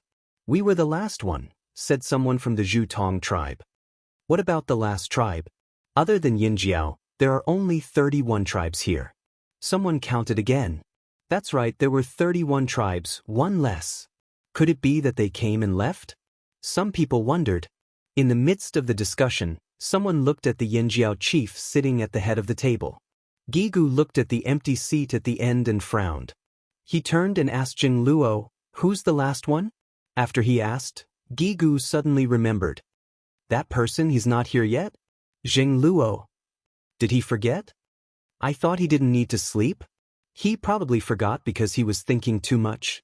Zheng Luo planned to send someone to find Gan Xie. If he didn't see him on the list, he would have forgotten about that person. These few days, he had been thinking about the tribes that answered the summons and neglected this dangerous person right under his nose. Also, he didn't expect Gan Xie to stand up for the entire tribe. As they were talking, a figure walked out from one of the doors in the flaming river castle. Because it was daytime, Gan Xie was still wearing a cloak and a hood that covered most of his face.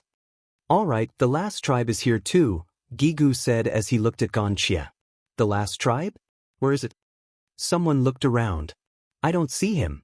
There's no one at the Beast Fang gate." "Hey, it can't be that person, right?" Someone pointed at Gan Xie. "Alone." While everyone was confused, Gan Xie walked in and said, "Gan Xie of the Han tribe. I answered the summons and came here." Boom, everyone was shocked by Gan Xie's words, regardless of whether they were happy or angry about the competition. Han tribe? I've never heard of them. Alone. He came alone. Aren't they all chiefs or shamans? Is he the chief of the Han tribe? Gan Xie looked at the source of the loudest roar. Someone was yelling, "Why are you here alone? Is there no one else in your tribe?" Gan Xie walked over and stopped 5 meters away from the person. He looked down calmly at the person sitting on the animal skin cushion and said, "I'm the only one in my tribe. Do you have a problem with that?" The chief of the Water Tiger tribe was sneering at Gan Xie, saying that there was no one else in the Han tribe. When he saw Gan Xie walk over and look down on him, he felt provoked. The smile on his face immediately disappeared. He stood up and took a step forward. Looking at Gan Xie, who was a head lower than him, he growled like a beast. "Are you talking to me?" Gan Xie's expression didn't change. He didn't answer the other party's question. Instead, he repeated his words with the same tone. He didn't raise or lower his voice. "Do you have a problem with that?" Gan Xie's attitude made the chief of the Water Tiger tribe furious. He was clearly looking down on him. The veins on the Water Tiger tribe's leader's forehead throbbed as he took a deep breath. His chest expanded as he took a deep breath. His eyes widened, and his pupils dilated several times. The muscles on his back and shoulders bulged, and his skin tightened, revealing his powerful muscles. He opened his arms to both sides, and his knuckles cracked. Green stripes covered his entire body. He took another step forward. The moment his feet touched the ground, there was a muffled thud. It didn't seem like he was just using brute force. His entire body moved like a fierce tiger. In the next moment, he appeared in front of Gan Xie. The distance between the two of them was shortened from 5 meters to only 1 step. His round eyes glowed fiercely and his breath rushed to his throat.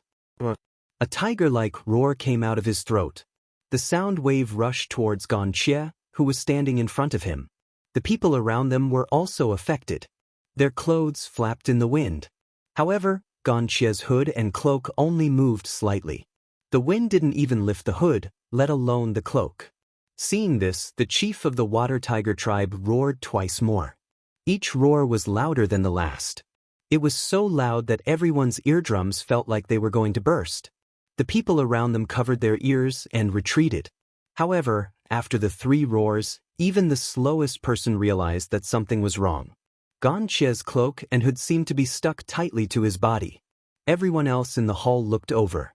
Some were weighing something, some were deep in thought, and some were just there to watch the show. The surroundings were silent. Only the heavy breathing of the chief could be heard. He felt the totemic power in his body circulating crazily after the 3 roars. The chief stared at Gan Xie, who was still standing there. He wondered if he should roar a few more times. "Are you done roaring?" Gan Xie raised his head slightly and asked calmly. It was as if the roars were just a joke and he wasn't affected at all. The Water Tiger chief didn't have time to think. In the next moment, he saw Gan Xie's eyes turn blood red. The part of his face that wasn't covered by the hood was covered by some dense veins. Gan Xie's legs didn't move, but his body leaned forward. A series of cracking sounds came from his back. His naturally hanging arms shook violently. 5 long, dark brown, knife-like claws pierced out from the tips of his fingers. His cloak fluttered, and the hood was lifted up. His white hair looked like the mane of an angry beast. He opened his mouth, and two fangs elongated. He let out a long roar. If the roar of the Water Tiger Tribe's chief was like the roar of a tiger in the forest, then Gonchie's roar was like the roar of heaven and earth. It was like a blizzard, a tsunami, and a landslide. It was so powerful that it was suffocating. The surrounding air was distorted by this long howl. Boom! The stone table not far away was pushed back by the roaring wind. Bang! Bang! The pottery on the table cracked. Crack! Crack! Cracks appeared on the ground where Gonchie was standing. Countless small pieces shattered. Facing Gonchie at such a close distance, the Water Tiger Chief felt as if an ancient beast that had just woken up was staring at him coldly. He had the urge to turn around and run away. His entire body was blown back by the wind. It wasn't that he wanted to retreat. He tried his best to stay where he was. His feet created two deep pits in the ground, but he was still pushed back by Gonchie. The biting cold aura around him instantly dissipated under Gonchie's roar. The Water Tiger Tribe's chief roared 3 times. The first roar lasted around 10 seconds, and the third one lasted around 20 seconds. To the Water Tiger Tribesmen who loved to roar, 10 seconds was already a long time. Roars of this level that lasted 20 seconds were very rare in the Water Tiger Tribe. At that time, the Water Tiger Tribesmen were proud of themselves. The Water Tiger Tribesmen had been practicing roaring since they hadn't awakened their totemic powers. Roaring was also a form of combat. Every Water Tiger Tribesman had astonishing lung capacity. They had always wanted to show off their skills here.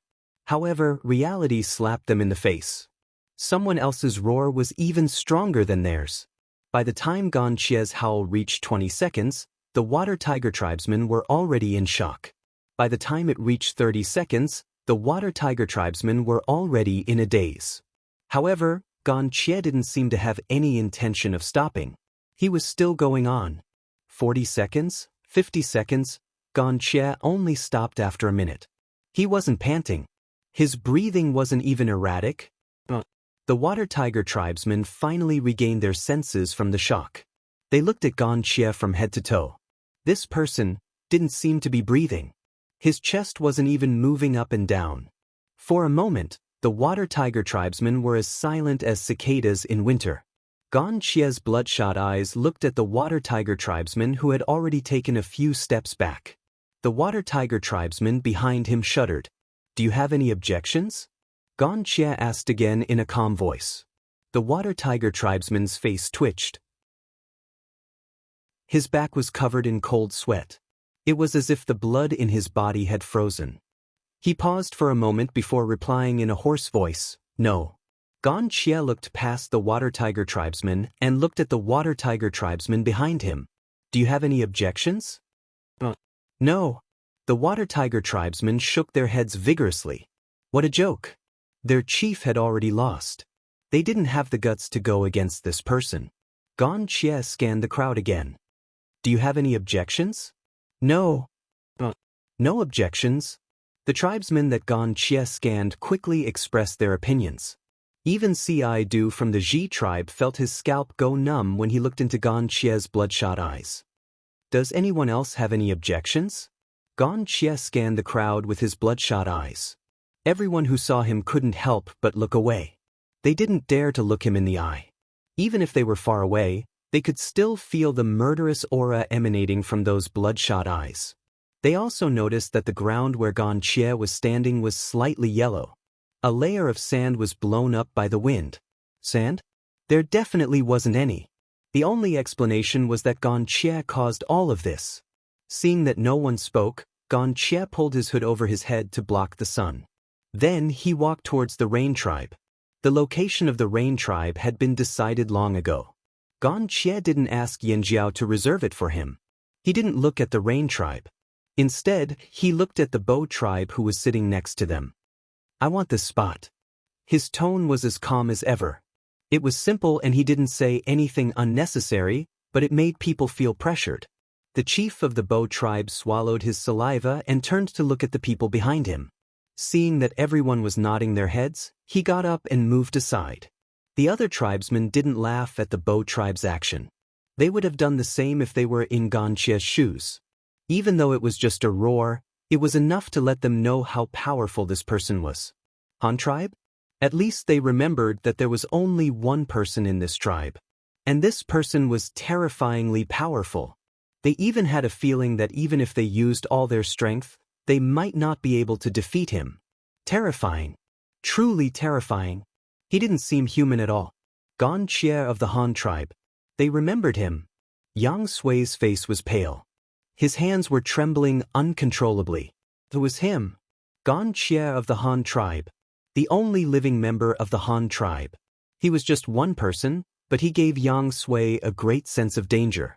At the same time, Yang Sui could tell that Ganqia's gaze towards them wasn't what he expected. Although it wasn't good, there wasn't any strong killing intent.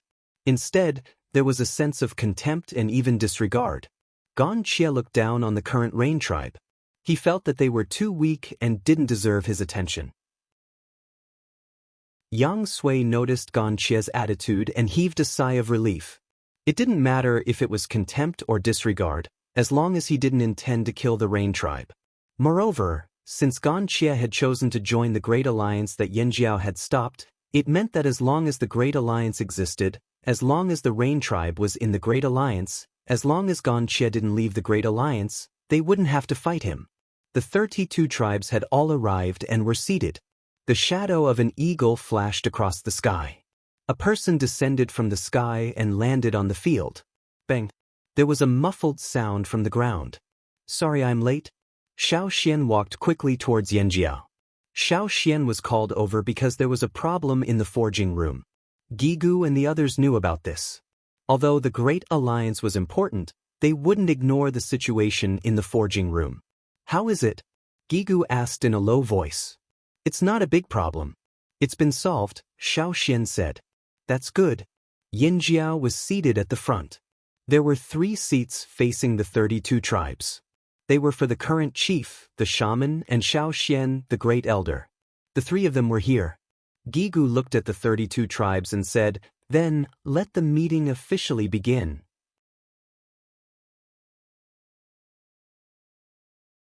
Chapter 779. Outside the flaming river castle, the onlookers who didn't know what was going on were discussing about the roars. Some of them were so wild that even the fearsome beasts couldn't stop them from thinking. The water tiger tribesmen could recognize their chief's roars. After hearing the first 3 roars, they could guess the situation their chief was in. It must have been someone provoking them, or their chief was trying to show off his power. However, the last roar was too loud. As a tribe that loved roaring, they knew this kind of roar very well.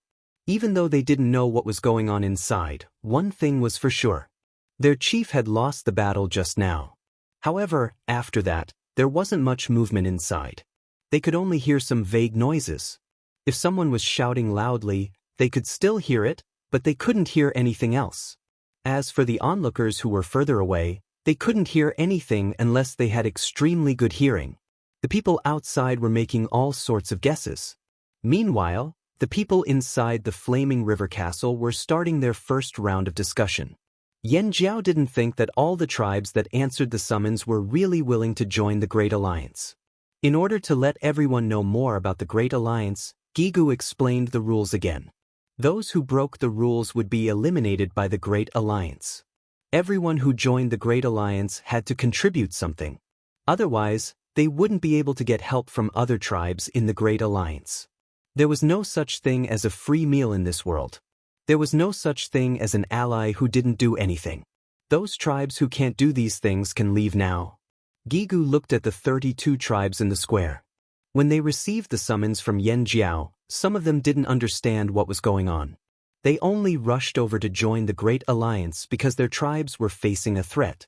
Now, after Gigu's explanation, some of them hesitated. Obviously, there were some things they didn't want to follow. They didn't even want to take the risk. If you don't leave now, it won't be so easy to leave in the future. You'll have to pay a higher price, Xiao Xian said. I have a question. The chief of the Zhu Tong tribe said, after joining the Great Alliance, will we be able to learn how to merge fire seeds? Of course. However, at the same time, if there are any tribes who want to leave the alliance after learning the method, I advise you to leave as soon as possible. The chief of the Zutong tribe shook his head. I'm just trying to confirm the authenticity of this matter. I have no intention of withdrawing from the alliance. What Gigu had just said about the rules that the tribes in the Great Alliance had to follow were actually very beneficial to the people of the Zutong tribe. Their Zutong tribe was good at digging wells. In the future, if any tribe in the alliance needed to dig wells, they would have to pay a certain amount of remuneration. If they went back on their word or purposely paid a small amount of remuneration, then they would be criticized in the alliance meeting. Furthermore, the tribe that violated the rules would be punished accordingly. Gigu looked at the people present, and none of them backed out. These people had dared to come all the way here after careful consideration. Of course, they would not back out at this time. I have another document here that I would like to show everyone. Xiao Xian ordered his men to distribute 32 animal hide scrolls. This document lists the pros and cons. The document that Xiao Xian had given them was a statistical analysis. It pointed out the differences between merging fire seeds and not, as well as the differences between joining the Great Alliance and not joining the Great Alliance. The pros and cons were all listed, and there was even evidence and detailed analysis. At the end of the document, there was a conclusion. Xiao Xian had asked EC to do this analysis. If the analysis was accurate, then it would naturally be more comprehensive. Although EC rarely left the Flaming River trading point, he had gathered a lot of information. In addition to his statistical and analytical talents, this analysis was definitely something that no one else could do. It was convincing enough. EC did not know how to perform divination. He did not have the E family's divination talent, but he had strong analytical abilities. This ability was enough to make up for his inadequacies in divination. This was also why EC could always predict things that no one else could. It was all because of his analysis. Every chief placed great importance on the analysis on the animal hide scroll. They ignored the food on the table and began to read the scroll after wiping their hands. From time to time, they would communicate with the people around them. Most of the chiefs were literate. Those who were illiterate had people around them who were literate.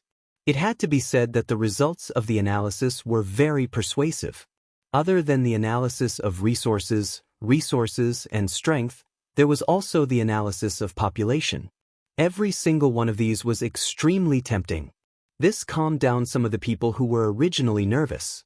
There were also some people whose ambitions were aroused by some of the prospects described in the book. Since no one wants to back out, then we will have a further discussion later.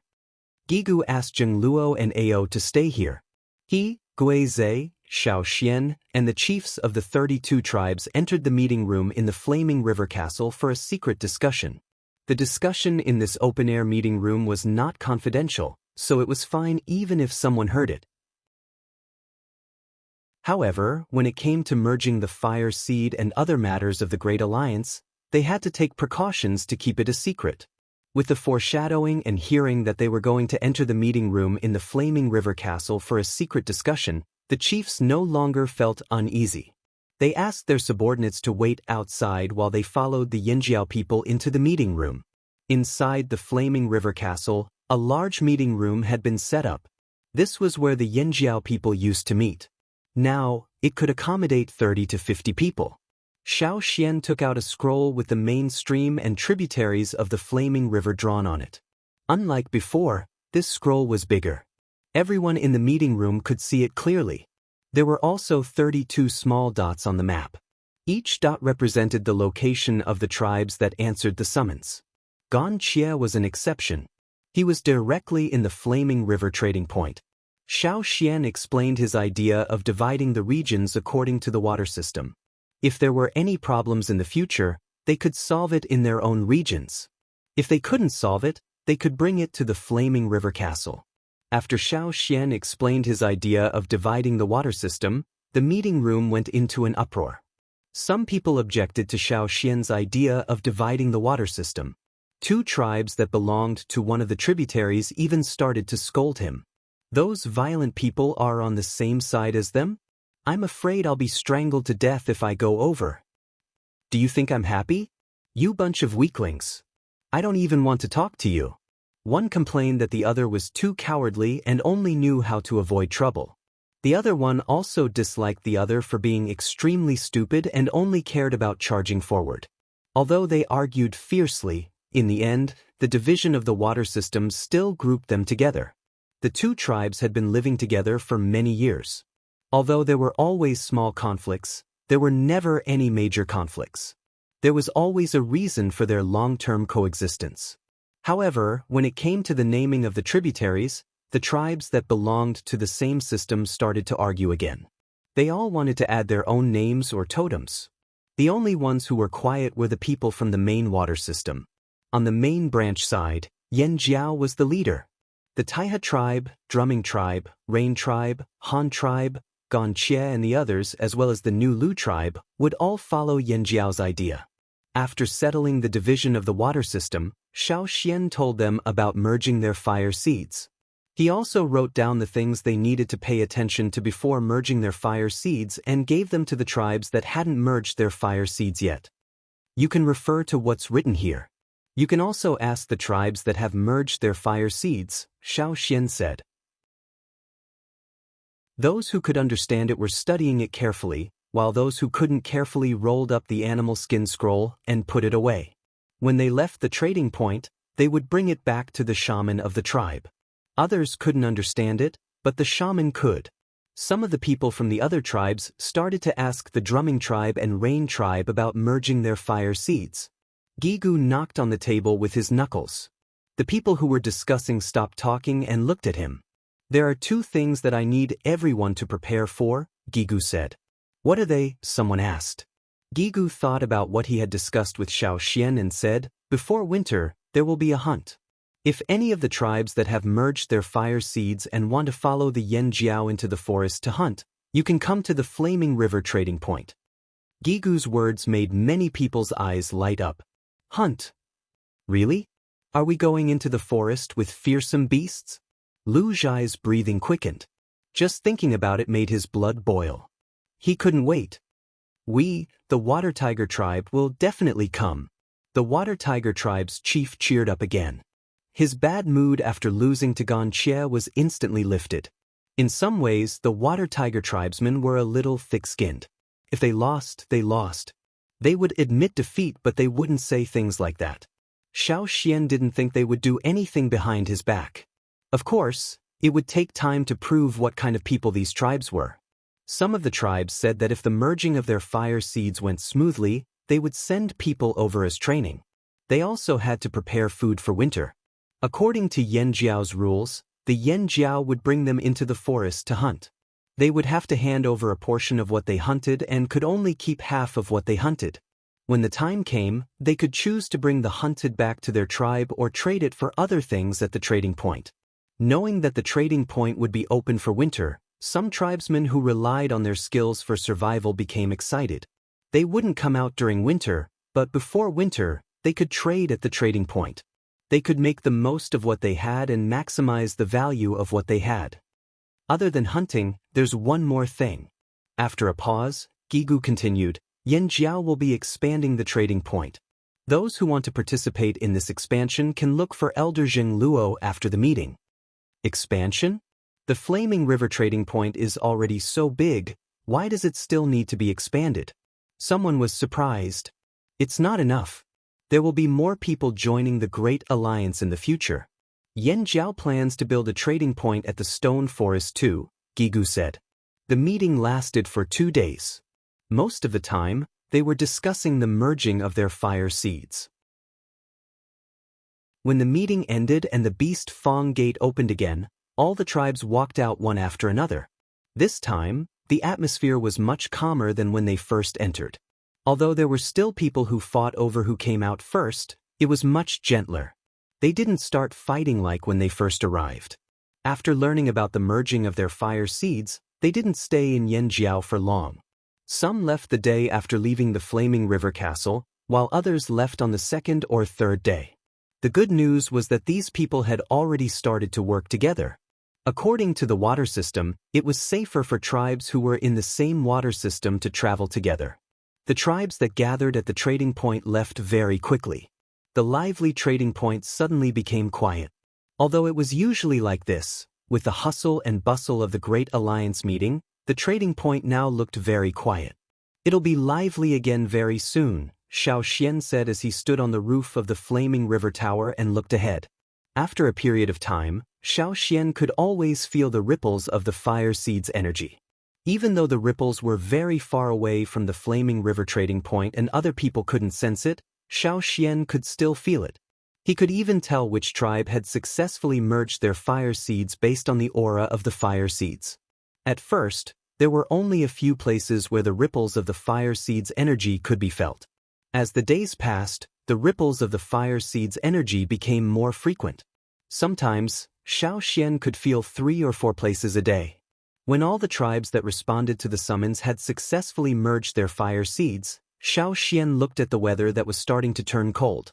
He told everyone in the trading point to be careful. The trading point would be lively again in the coming days. As the leader of the Great Alliance, Yan Jiao wouldn't eat all the meat and leave the others with nothing to drink. That was why they brought people out to hunt before winter.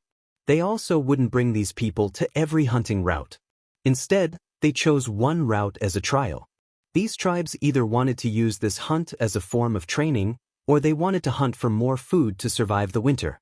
As for the Flaming Horn tribe, they wanted to use this hunt to understand the behavior and character of these tribes.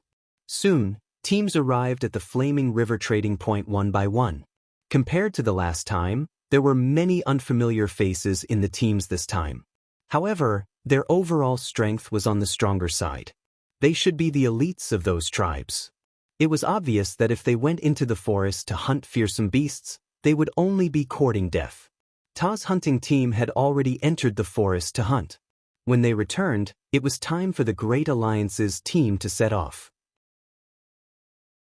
Because Yan Jiao was bringing these people out to hunt, Xiao Xian and the other Yanjiao people's main mission was to protect these people and prevent them from dying in the forest. Their main focus wasn't on hunting. That was why, in order to maintain the tribe's livelihood and the operation of the trading point, Ta would bring his team out to hunt first and prepare enough food for daily consumption. When most of the tribes had arrived, Ta's team also returned. Tell those tribes to prepare to cross the river and hunt. Chapter 780. 32 tribes, plus the 3 tribes that didn't make it to the gathering because it was too far away for them to travel for the first time, made up a total of 35 tribes. They followed the Yanjiao hunting team into the forest. The 3 teams that were late arrived at the trading point after the gathering ended. They didn't go back immediately. Instead, they waited for the hunt to end before going back because their tribes were too far away. Speaking of this, 2 tribes even expressed that if they could successfully merge their fire seed, they might move upstream. In the past, they lived in deserted places far away from other tribes for safety reasons. Now, they planned to move to places with more tribes for safety reasons as well. The situation was different, so was the way to do things. Of course, not every tribe that came joined the hunt. Tribes that weren't good at fighting and didn't have much of an advantage only sent a few people. Some even sent only 1 or 2 people. Compared to the Thunder Mountain tribe and the Water Tiger tribe, they were nothing. But after all, the tribes had different styles. Some people didn't hunt for a living, so they didn't have any experience in this area. If they insisted on going, not only would they be a burden, they might even lose their lives before entering the forest. Even the weakest tribe would send out 1 or 2 people to go hunting with the team. Some were chiefs, and some were excellent warriors of the tribe. For example, the drumming tribe absolutely didn't want to fight fearsome beasts. In the past, they wouldn't have the guts to go into the forest with fearsome beasts either. But now, with so many tribes joining the alliance and so many people going hunting, if they didn't send anyone to join the hunt, they would definitely be laughed at by other tribes. That was why Abuli, who was the chief and considered himself the strongest in the tribe, brought 2 warriors from the drumming tribe to join the hunt. The 3 of them were the 3 people with the biggest legs in the drumming tribe. They were also the fastest. If they encountered any danger, they could run away even if they couldn't win. In the minds of most tribesmen, strength was everything. That was why the tribes that were good at fighting were more arrogant and confident. Those who didn't like to solve problems by force and weren't good at fighting chose to use their skills in exchange for survival resources. Those who didn't join the hunt would wait in the trading area. While waiting for the hunting team, they would adapt to everything in the trading area. Some of them would also participate in Yanjiao's expansion of the trading area. Before they set off, Xiao Xian had called the leaders of each tribe or hunting team together and told them what they should pay attention to in the forest. The inexperienced tribesmen should observe the experienced Taihe tribesmen or Yanjiao warriors. They shouldn't use the same techniques they used to deal with wild beasts. The hunting route Yanjiao chose wasn't one of the 6 routes they used before, but the newly opened 7th route. The number of fierce beasts on this route was less than the other 6 because there were many places that weren't suitable for plants to grow. Naturally, the number of fierce beasts on this route was lower than the other 6 routes. This route wasn't suitable for Yanjiao alone, but it was very suitable for these tribesmen. If there were too many fierce beasts, Yanjiao wouldn't be able to save them even if they had more people. There were about 300 people from the other tribes in the hunting team. Tribes like the Thunder Mountain tribe and the Drumming tribe each had about 50 people, but most of the other tribes had less people. Tribes like the Drumming tribe didn't have a large population and weren't good at fighting or hunting. The number of people in their teams could be counted on one hand. Luckily, the Thunder Mountain tribe, the Drumming tribe and the Water Tiger tribe were divided into 3 different water systems when they were hunting. The 3 tribes didn't have any conflicts at the moment, but they still wanted to compete with each other. After crossing the Flaming River Bridge, they walked deeper into the forest. The trees around them grew taller and taller, and the grass grew thicker and thicker. In some places, the grass was so thick that it could drown a person. Even the roots of the trees were thicker than the strongest person in the group, let alone this forest full of ancient trees. The 500 people in the group were like ants in the forest. The fog surrounding the mountains seemed to exude a quiet, murderous aura. It was as if something dangerous was hiding in the fog, silently looking down on the group. Tiny. This was the first impression they had when they entered the forest for the first time. They seemed to understand why Yanjiao brought them here. If they didn't come, they wouldn't know how tiny they were. The Yanjiao tribesmen chose to hunt as their first group activity because they wanted to change some of the tribesmen's personalities, especially those who were usually arrogant. The masters of this forest were not the wild beasts they usually hunted, but the fierce beasts that were even more dangerous than wild beasts. Their ancestors might have encountered fierce beasts 1,000 years ago, but their descendants had been isolated by the river for almost 1,000 years, so they didn't have the experience to deal with fierce beasts. If one were to say that these tribes were swords, then these swords were rusty or blunt swords that had not been sharpened yet. After experiencing the hunting in the forest, these swords would become much sharper. In order to prevent more people from being taken away by the slave masters, these tribesmen would also sharpen their knives.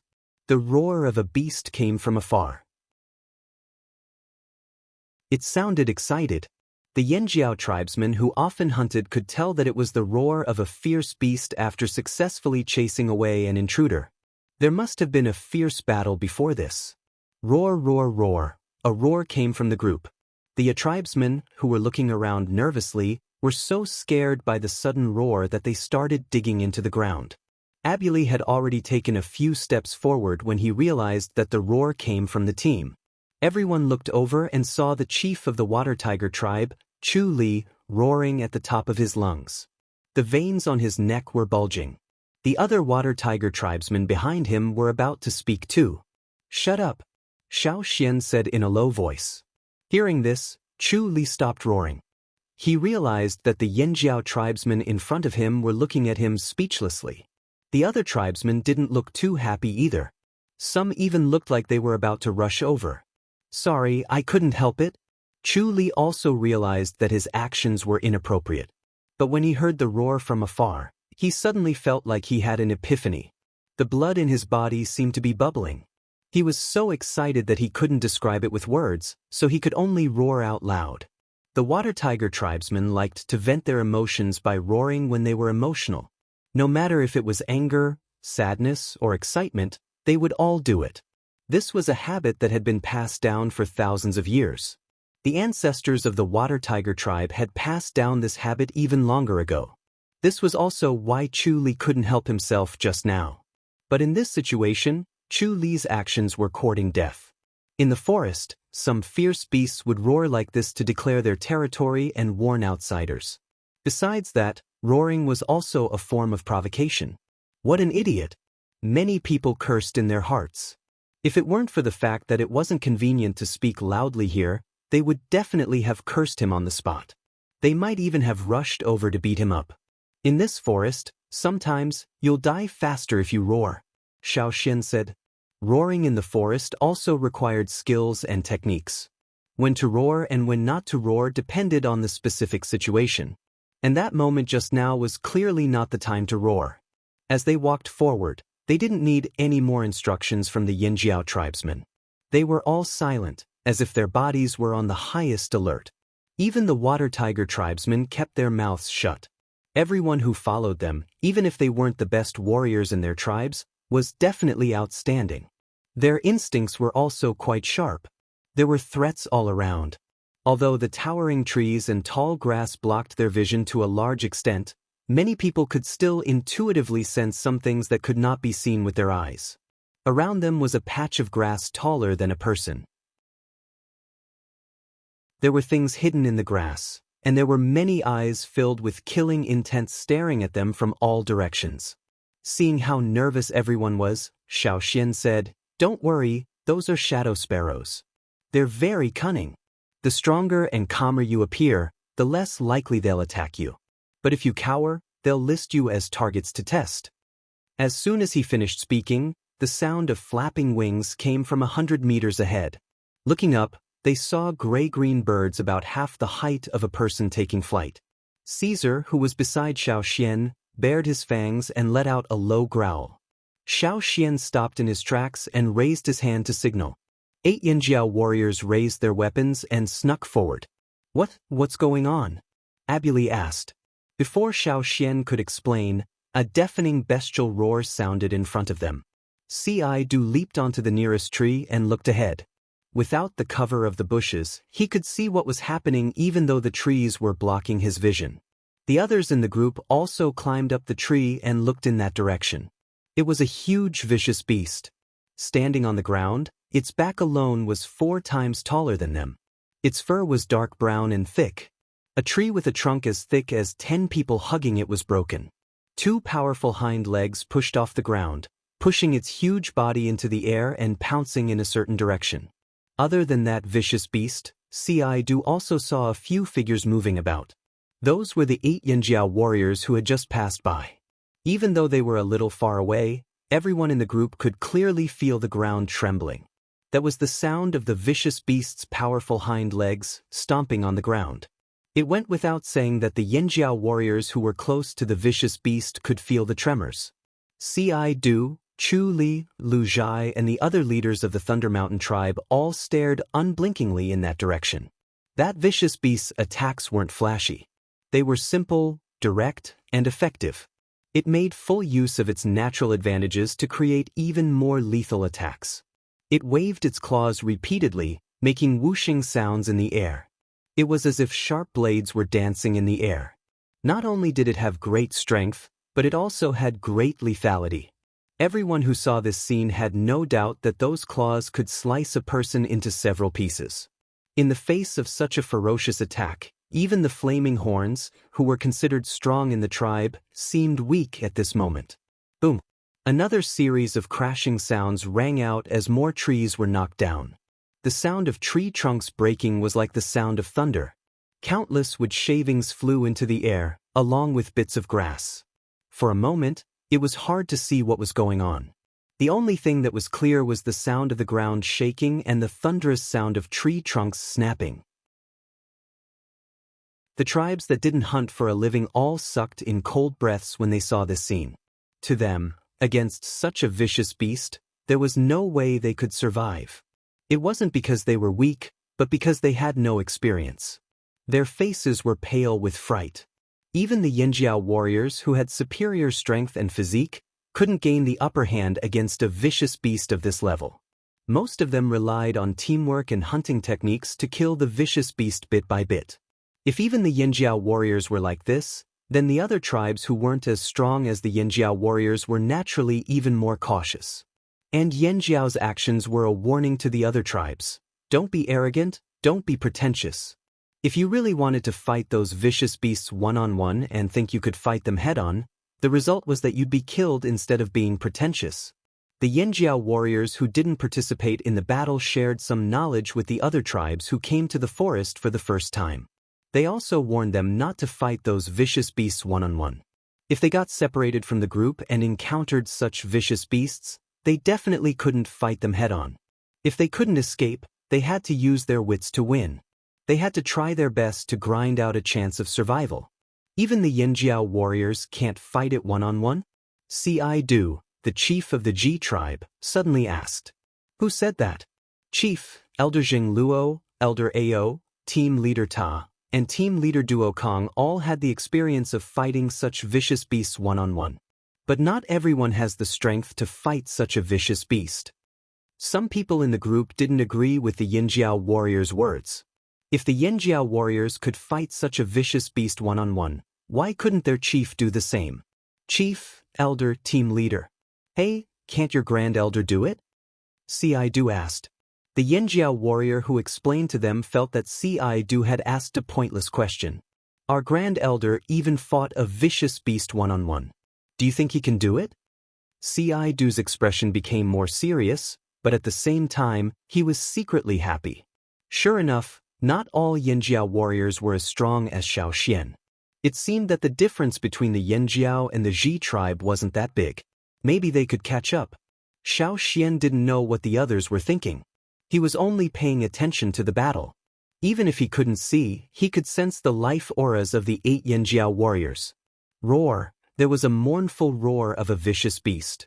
C.I. Du, who was on the tree, noticed that the ferocious beast, which was 4 to 5 times taller than them, had begun to panic and fear, and wanted to escape.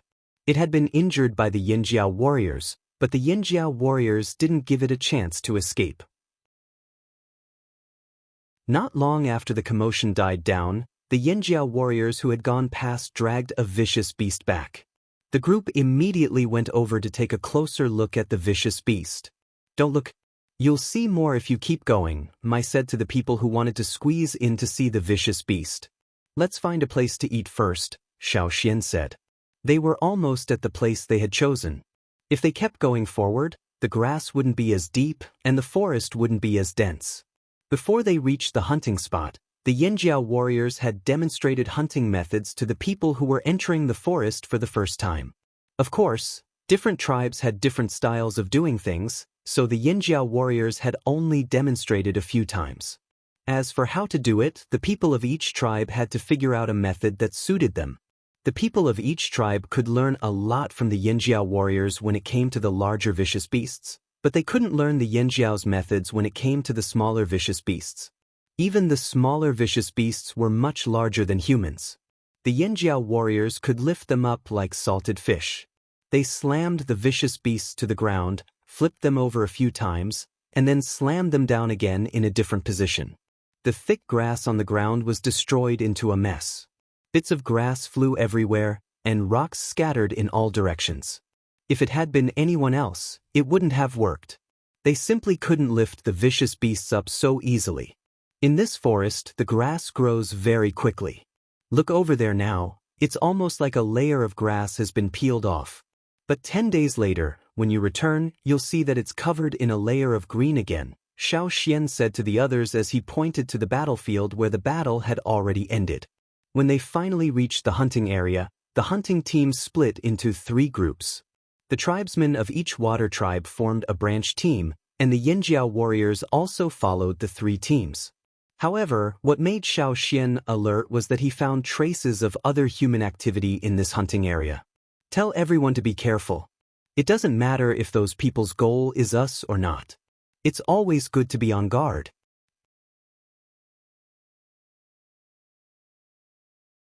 Chapter 781.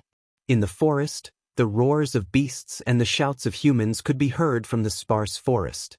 The smell of blood spread in the air with the wind. Some animals that smelled the blood rushed over.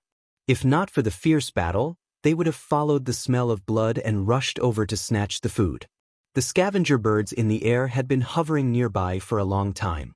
They let out hoarse cries from time to time, as if urging the people on the ground to speed up. Boom! Following a shrill cry, the ground trembled, and the sound of trees breaking could no longer be heard. A few impatient scavenger birds rushed down, but they were killed by the blood-stained stone hammers.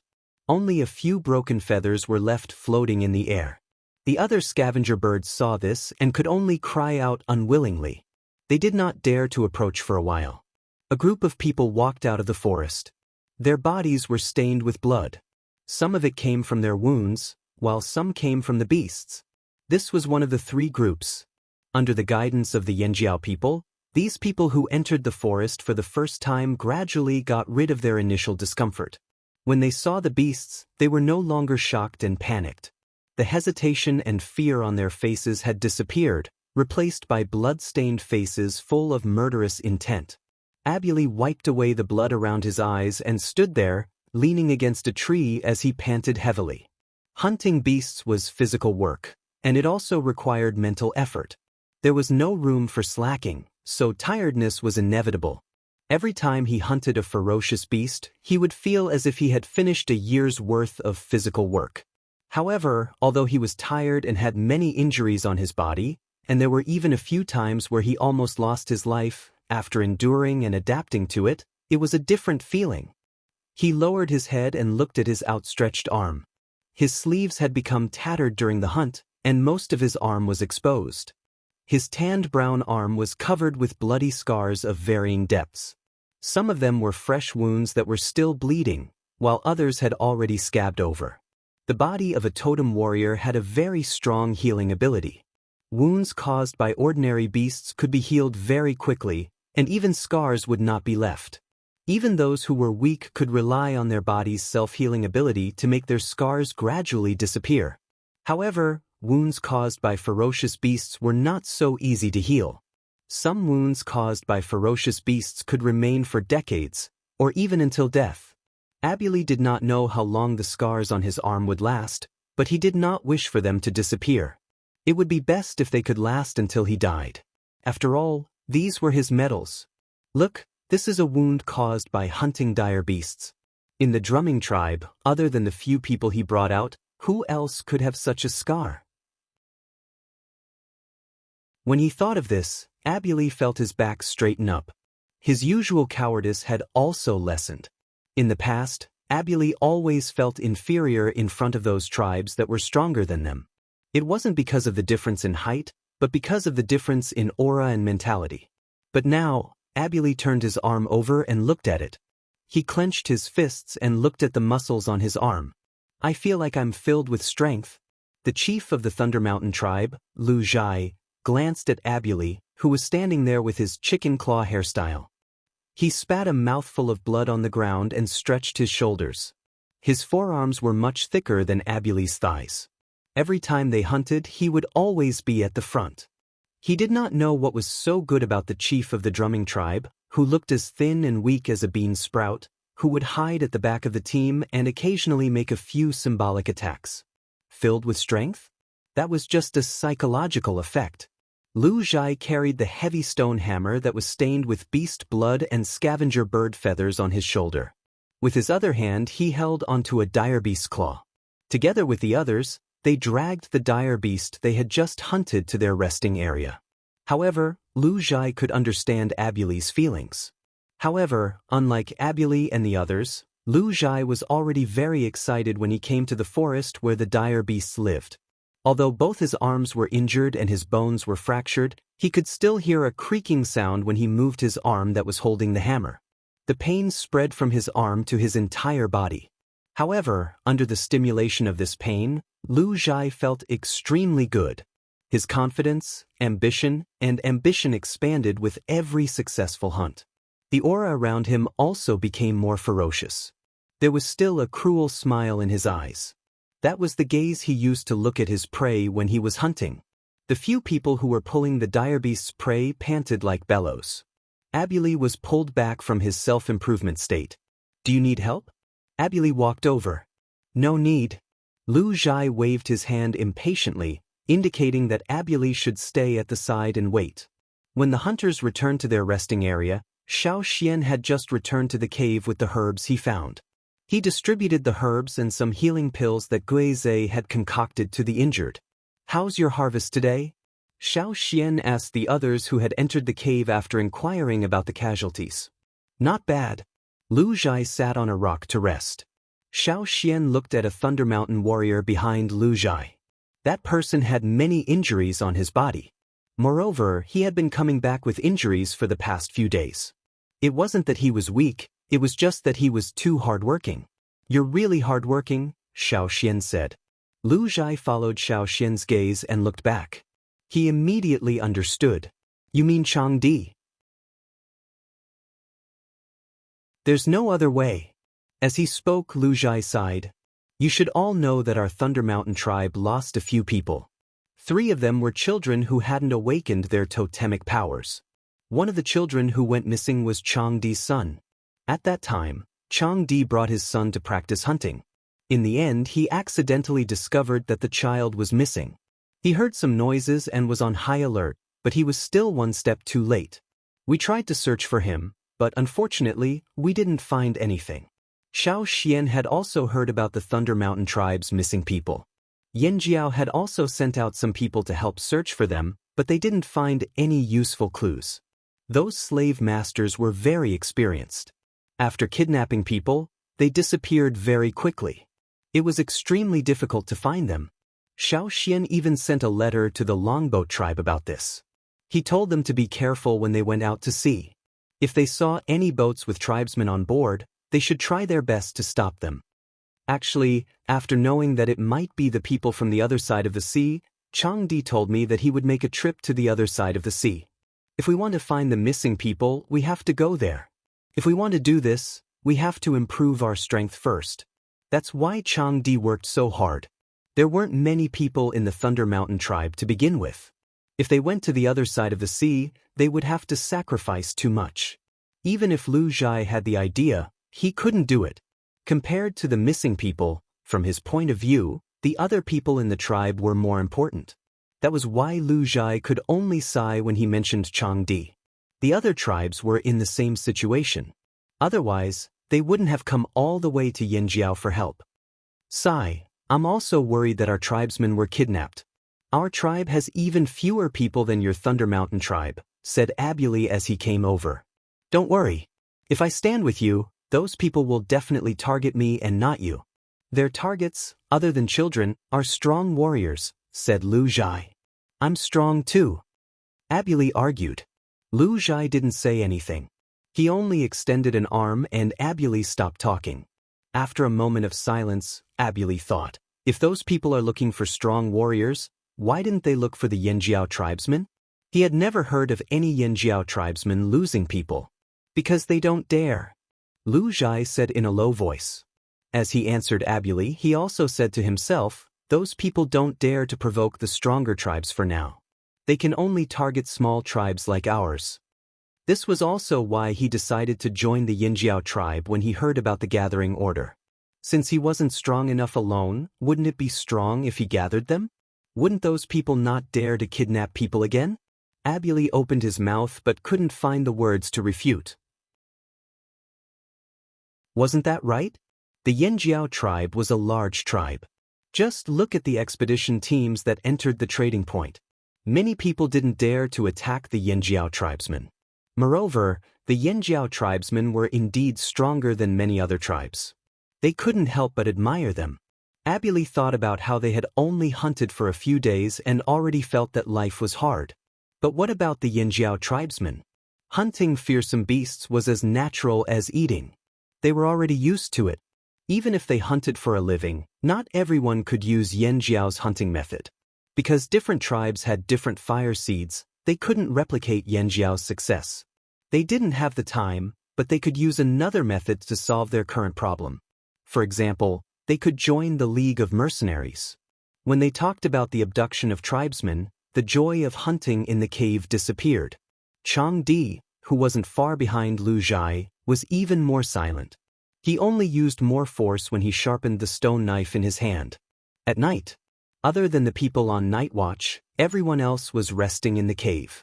At night, the roars of beasts could be heard in the forest. However, compared to the areas with dense ancient trees, this place was already considered quiet. In the first few days, they couldn't sleep at night. Even if they were sleepy, they would keep their eyes open and alert. The roars outside made them uneasy. But gradually, they got used to the atmosphere in the forest. Plus, they used up a lot of energy from hunting during the day, so they slept much better at night. Some indistinct goo-googe sounds came from not far away. Xiao Xian opened his eyes and listened carefully to the sounds outside the cave. It wasn't the sound of birds. It was the sound of humans. Perhaps those sounds could fool the other tribesmen who came to the forest, but they couldn't fool the Yinjiao tribesmen who often came to the forest and imitated the sounds of birds to transmit information. Suddenly, someone shouted from outside the cave, "Chang Di is missing." Lu Zhai, who had already woken up, thought of something. His expression changed, and he got up to run outside. The other Thunder Mountain tribesmen who heard the commotion also got up and rushed out of the cave. "Go back to the cave," Lu Zhai shouted at the other Thunder Mountain tribesmen who wanted to follow him out. They had already experienced how dangerous the forest was at night. He didn't want the other Thunder Mountain tribesmen to follow him out. Lu Zhai picked up his large stone hammer and rushed out of the cave. Unfortunately, as soon as he got out, his feet left the ground. Someone grabbed his animal skin jacket and threw him back. "Go back to the cave." Lu Zhai, who was easily thrown back into the cave. The other Thunder Mountain tribesmen, after Xiao Xian threw Lu Zhai back into the cave, he didn't look back at their expressions.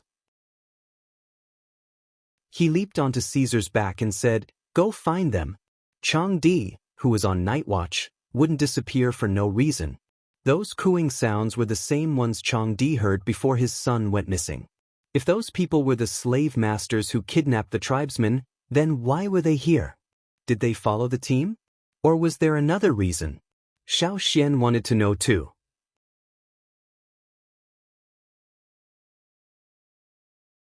Chapter 782. Xiao Xian rode on Caesar and sped through the forest. Caesar followed Chang Di's scent to find him. It was nighttime and most of the people in the group had limited vision at night. Even if they could see nearby objects, they couldn't compare to those who were stronger at night. Their movements in the forest would be greatly restricted. If they were careless, they would lose their lives. That was why Xiao Xian threw Lu Zhai back into the cave. The Thunder Mountain tribesmen didn't move at night. Caesar was very fast. Xiao Xian could already hear the sounds of fighting and people shouting in front of them. It was Chang Di's voice. At this moment, Chang Di had already pinned someone to the ground and was beating him up. As he beat him, he asked, "Where is my son? Where did you take the people you abducted to?" "Speak." "I don't know." Chang Di punched the man again. "Speak."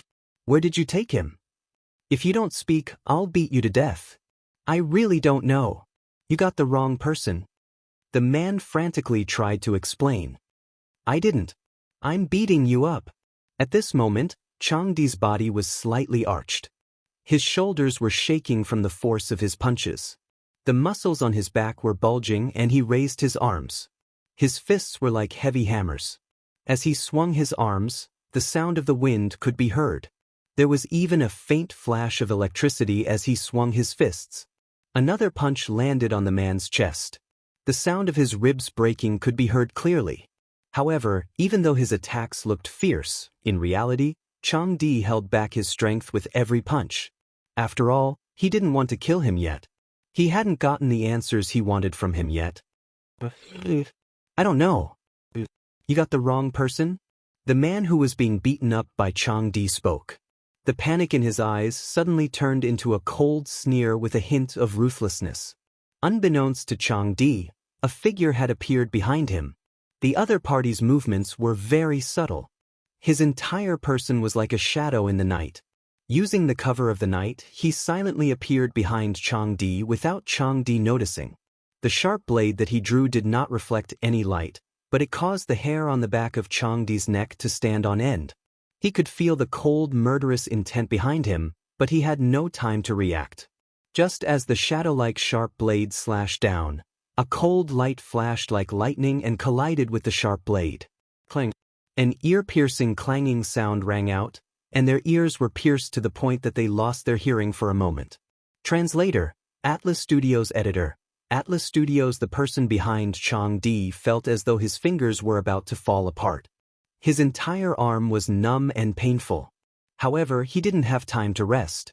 His other hand gripped the hilt of his saber and blocked it in front of him. It was too late to dodge now. He could only block the attack first and then find an opportunity to dodge. Bang! A rock the size of a human head hit the blade. The person holding the saber with both hands felt his arms tremble. His slightly recovered right arm was once again filled with pain. His left arm was also trembling slightly. In the next moment, a figure had already charged in front of him. That person felt as though he had been hit by a small mountain. His entire body was sent flying and he crashed heavily into a thick ancient tree. Crack! The trunk of the ancient tree was directly broken. The person who had crashed into the tree also fell to the ground. It seemed like he had temporarily lost the ability to move. The person who had been pinned to the ground by Chang-Di took advantage of Chang-Di's distraction to break free from Chang-Di's suppression. His entire body slid out like a loach. Chang-Di stood up and wanted to chase after him. "Stay there!" Xiao Xian shouted. Chang-Di hesitated for a moment, but still gritted his teeth and stayed where he was. He only used his ears to listen carefully. He couldn't see what was happening further away and could only make guesses based on the sounds. At the same time, he was also alert to see if there were other people around him. He had been too anxious to ask about his son's whereabouts and neglected the dangers around him. His neck had almost been slit by someone. Now that he had regained his senses, he knew that he shouldn't have been so careless. He could only search for his son if he was alive. If he was alive, he would have no hope. The person who had escaped from Chang-Di's hands didn't run away immediately. He knew that his speed couldn't compare to Xiao Xian's, so he took a detour and calculated the time. He jumped under the fallen tree and didn't care about his comrade who had fallen not far away. He couldn't even take care of himself. Where would he find the time to save his comrade? He might as well retreat first and find another chance to save him later. That person's estimation was very accurate. If it had been someone else chasing after him, they would have been hit by the fallen tree. Even if they weren't hit, they would have been slowed down by the falling tree. That person quickly turned his head back to take a look as he ran. He used one of his arms to grab the thick trunk of a fallen ancient tree and pushed it to the side. Using the force of pushing the tree, he quickly landed on the ground and bounced up again. The tyrannical force of his feet stomping on the ground created a pit in the ground. His body was like lightning, and with an even faster speed and the force of the wind, he rushed over. Bam! That person spat out blood as his body flew backward. He crashed into another ancient tree at a speed faster than his comrade. He had already been injured by Chang-Di. Now that Xiao Xian had crashed into him, he was almost dead. Crack, crack, crack. The broken tree made a brittle sound as it fell to the ground. Xiao Xian stretched his shoulders. He didn't walk towards the person who had fallen to the ground. Instead, he walked towards the first person he crashed into. His sneak attack on Chang-Di didn't succeed. Instead, he was sent flying by Xiao Xian. He endured the pain all over his body and moved away from where he had fallen to avoid being crushed by a tree. The person beside the tree saw Xiao Xian walking towards him and instantly felt a chill run down his spine. He wanted to run too, but his bones were aching all over. He couldn't run even if he wanted to. He might as well talk to these tribesmen and buy some time to catch his breath before deciding what to do next. With that thought, the person beside the tree retracted his foot. He looked at Xiao Xian who was walking towards him and said, "Let's talk. I know what you want to ask." "I know a little." Before he could finish, Xiao Xian strode over and reached out his hand. He grabbed the person's shirt and lifted him up. "I don't want to hear it," Xiao Xian said as he flung the person away. Just as the person was flung into the air, a figure flashed past. The person who had been beaten up by Chang-Di was initially relieved that Xiao Xian didn't come towards him. He had been nervously observing the situation over there. After all, they weren't too far apart and he still had night vision. When he heard his companion's words, he also thought that these tribesmen would definitely not kill them for the time being because they wanted to get some important information. Just like the tribesmen who beat him up before, although he looked intimidating, he didn't dare to kill them at all.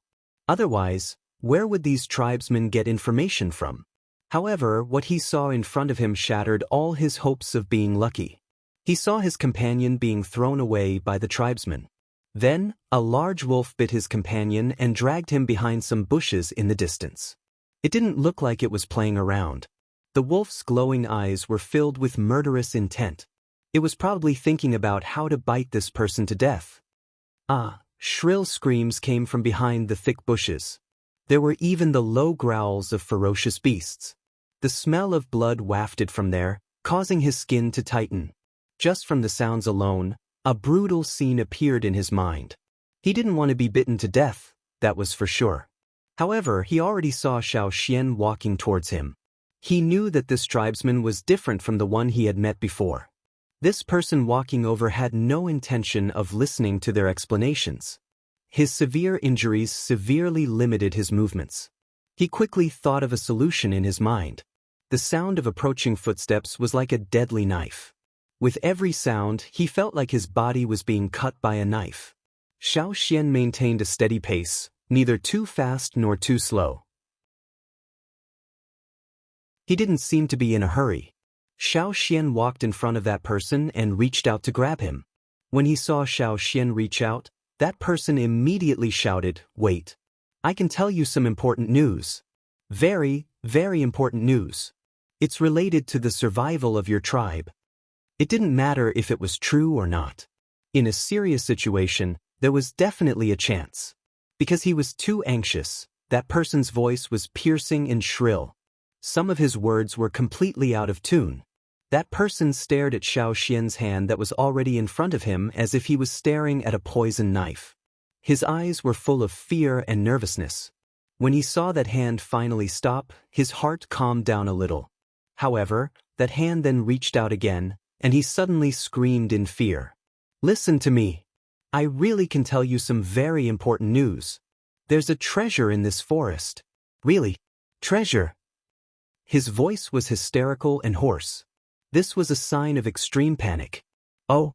A cold response interrupted that person's screams.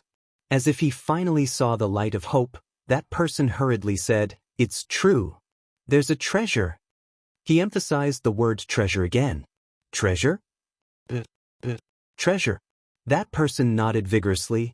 "I don't believe you," said Xiao Xian as he was about to throw that person out. "Don't. I'm telling you the truth. The Yi family is here. They're here to look for the treasure. We followed them into the forest." Because he was too anxious and nervous, afraid that Xiao Xian would throw him out to feed the wolves, that person blurted out a mixture of languages from the other side of the sea and this side of the forest. Chang Di, who was standing there with his ears perked up, couldn't understand what that person was saying no matter how hard he tried. The Yi family? Xiao Xian brought back the person he was about to throw out. "What are the Yi family looking for here?" "I don't know. It's a worm. It's a worm." That person wanted to say that he didn't know, but when Xiao Xian moved his arm again, as if he was going to throw him out, he hurriedly told him what he knew. "What are they looking for? What kind of worm are they looking for?" asked Xiao Xian.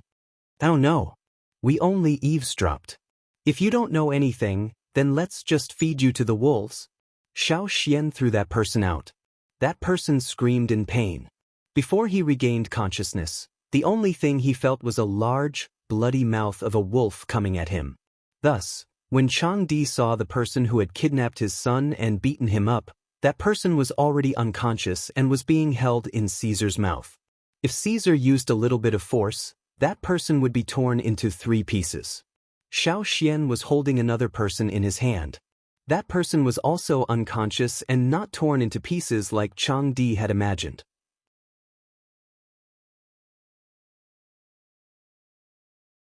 Chapter 783. After Xiao Xian left, the other people in the cave didn't sleep. They were all paying attention to the movements outside. Mai brought some people to patrol the area and set up many traps. He didn't set any traps before because he was worried that other tribesmen would fall into them. However, after what happened tonight, Mai changed his mind. Even if other tribesmen fell into the traps, it would be because they ran off. Damn it! What did it mean to run off alone in a forest where fearsome beasts lived at night for the first time? However, when he thought about the situation from the Thunder Mountain tribe, Mai understood that they would be worried if their own children went missing. However, he was still unhappy and didn't treat the Thunder Mountain tribesmen nicely. Seeing that Xiao Xian had returned safely, Mai hurried over and saw the people in Caesar's mouth and Xiao Xian's hands. "Who are they?" asked Mai. "They came from the other side of the sea. They should be slave masters." Xiao Xian couldn't ask too many questions when they were in the forest. There were too many threats in the forest. Unless it was a place to rest, they couldn't stay for too long. He could only force the most important information out of them and then bring them back for further questioning. "It's them. Chief, they're the ones who kidnapped them." Chang Di panted as he ran over. "What? It's them? They're the ones who kidnapped our tribesmen." The other tribesmen who had lost tribesmen crowded over. They didn't blame Chang Di for running off. Instead, they focused on the two people Xiao Xian brought back. Their eyes were filled with hatred as they stared at the two people on the ground. "I'll ask them first." Mai dragged them away. The two of them stood far apart, one inside the cave and the other outside. They interrogated them separately. After separating the other tribesmen, Mai asked someone to scoop up some water and splash it on the unconscious man. The chilly night stream in the mountains brought back some of the unconscious people's consciousness.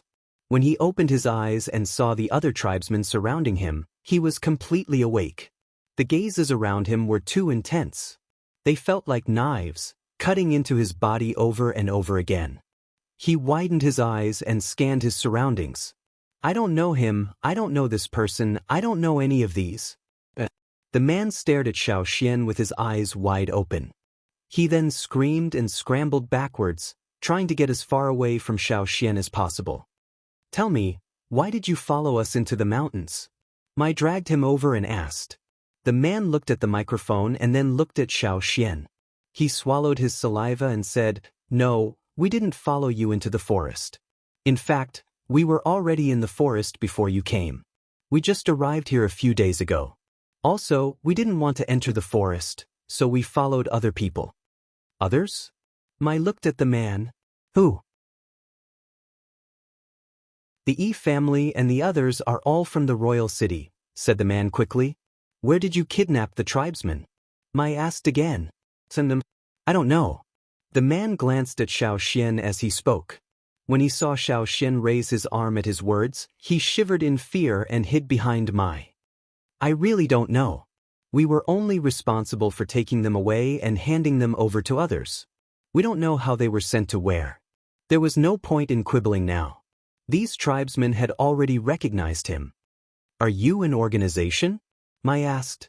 "We're from Bai," said the man. Mai had heard of this name before, but he couldn't remember what it was. Tao Zheng, who was behind him, reminded him, Bai is the largest slave-trading organization on the other side of the sea. If this was done by Bai, then the people who were kidnapped might have already been sent to the other side of the sea. The people from Bai had a clear division of labor. The two people Xiao Xian caught were just low-level minions, so they didn't know much. "In that case, it's possible that he doesn't know where they were sent to," said Mai. "That's why I said that he doesn't know anything. He's useless, so we'll feed him." "Wait." When the man heard Xiao Xian's calm tone, he suddenly remembered the screams of his companions in the forest. His whole body trembled and he hurriedly said, "I really do know some important information. Everything I've said is true." Mai stopped Xiao Xian, who was about to step forward. "Wait, we can't find the missing people anyway. Why don't we listen to what he has to say?" Yes. "I know a lot of important information. I said that the Yi family is looking for treasure." The man repeated what he said to Xiao Xian before, but this time in more detail. Knowing that the Yanjiao people were interested in what he said, the man's heart lit up with hope.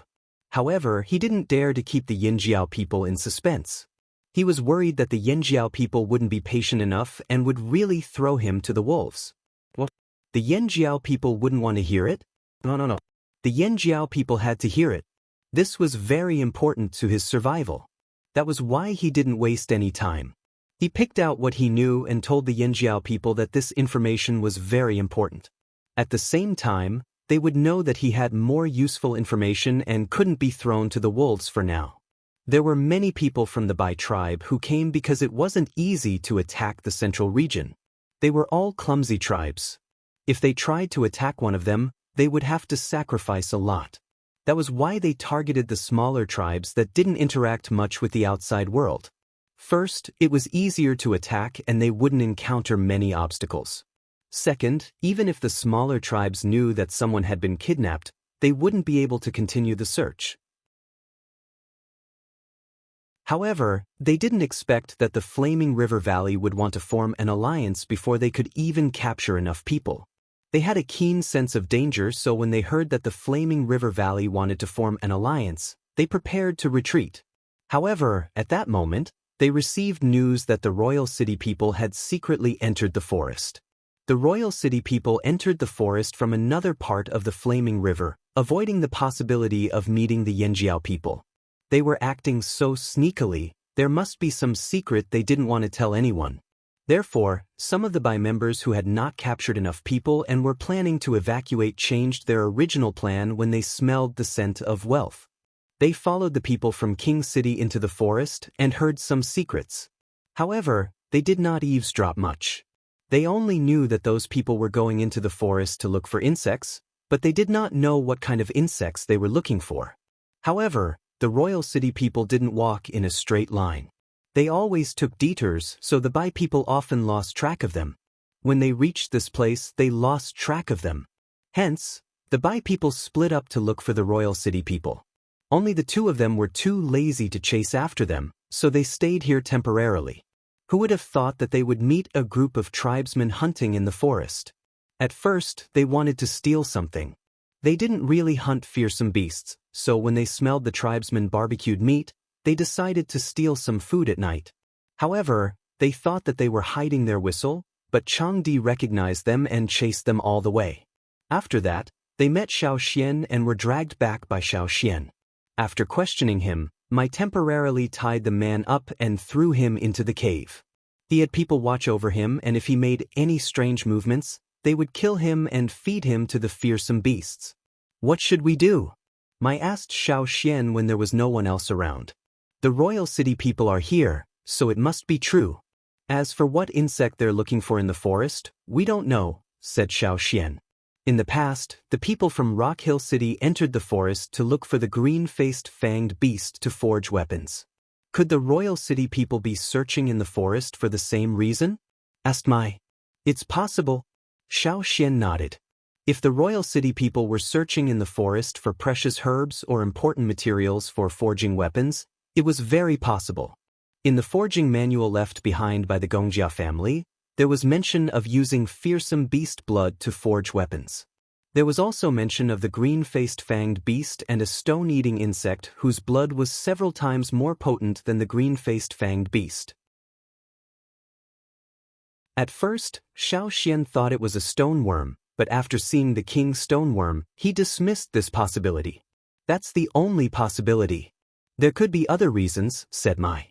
In this forest that was probably bigger than Fearsome Beast Forest, the king stoneworm was the most powerful insect Mai knew of.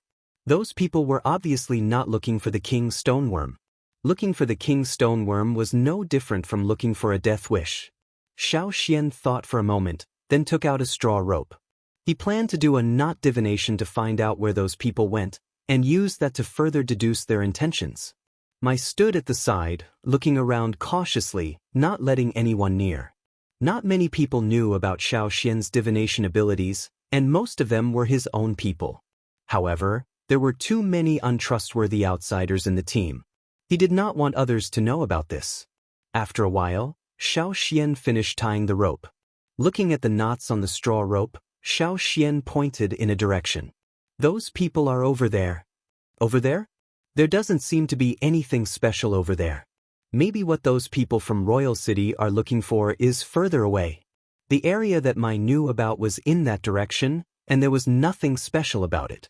The areas further away were beyond his ability. Yanjiao's hunting team had never been there before. After all, the forest was so big, and no one knew where it ended. After thinking for a while, Xiao Xian said to Mai, "You guys continue to lead the team to hunt. There are only a few days left, and they have basically gotten used to this place. The goal of this trip has been achieved. That's enough." "You want to go and take a look?" asked Mai. If the people from Royal City are really looking for materials to forge weapons, then that's a good thing, said Xiao Xian. Mai also understood. Ever since the new bronze and metalware came out, he had tasted the benefits. There might be better materials than the green-faced fanged beast in this forest. If he could find out what it was, then it would be good for Yanjiao. Even if it was not a material for forging weapons, it must be a treasure with great uses. They had this forest behind them. Even if they could not get it in a short time, as long as they knew what it was and where it was, there would be a chance to get it. "You're alone. Do you need more people?" asked Mai. "No. Caesar will stay with the team. I'll let Cha-Cha take me there." Although Mai felt that it was too dangerous for Xiao Xian to go alone, it was not the first time Xiao Xian had done this kind of thing. It was not convenient for him to bring more people. Early the next morning, just as the sky was turning bright, an eagle flew out from the team's resting place. Xiao Xian let Cha-Cha go to the direction he got from the divination. Along the way, he divined a few more times. Just like what the person from Bai said, the other party often took detours. It looked like they were going around randomly, but if all the routes were drawn, the general direction would not change. That way? Xiao Xian looked at the route he drew and patted Cha-Cha. "Don't you think that direction is familiar?" "Caw," Cha-Cha screeched loudly. Familiar, of course it was familiar. No one was more familiar with that direction than this mountain eagle.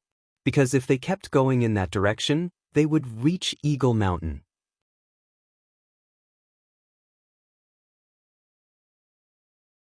Chapter 784.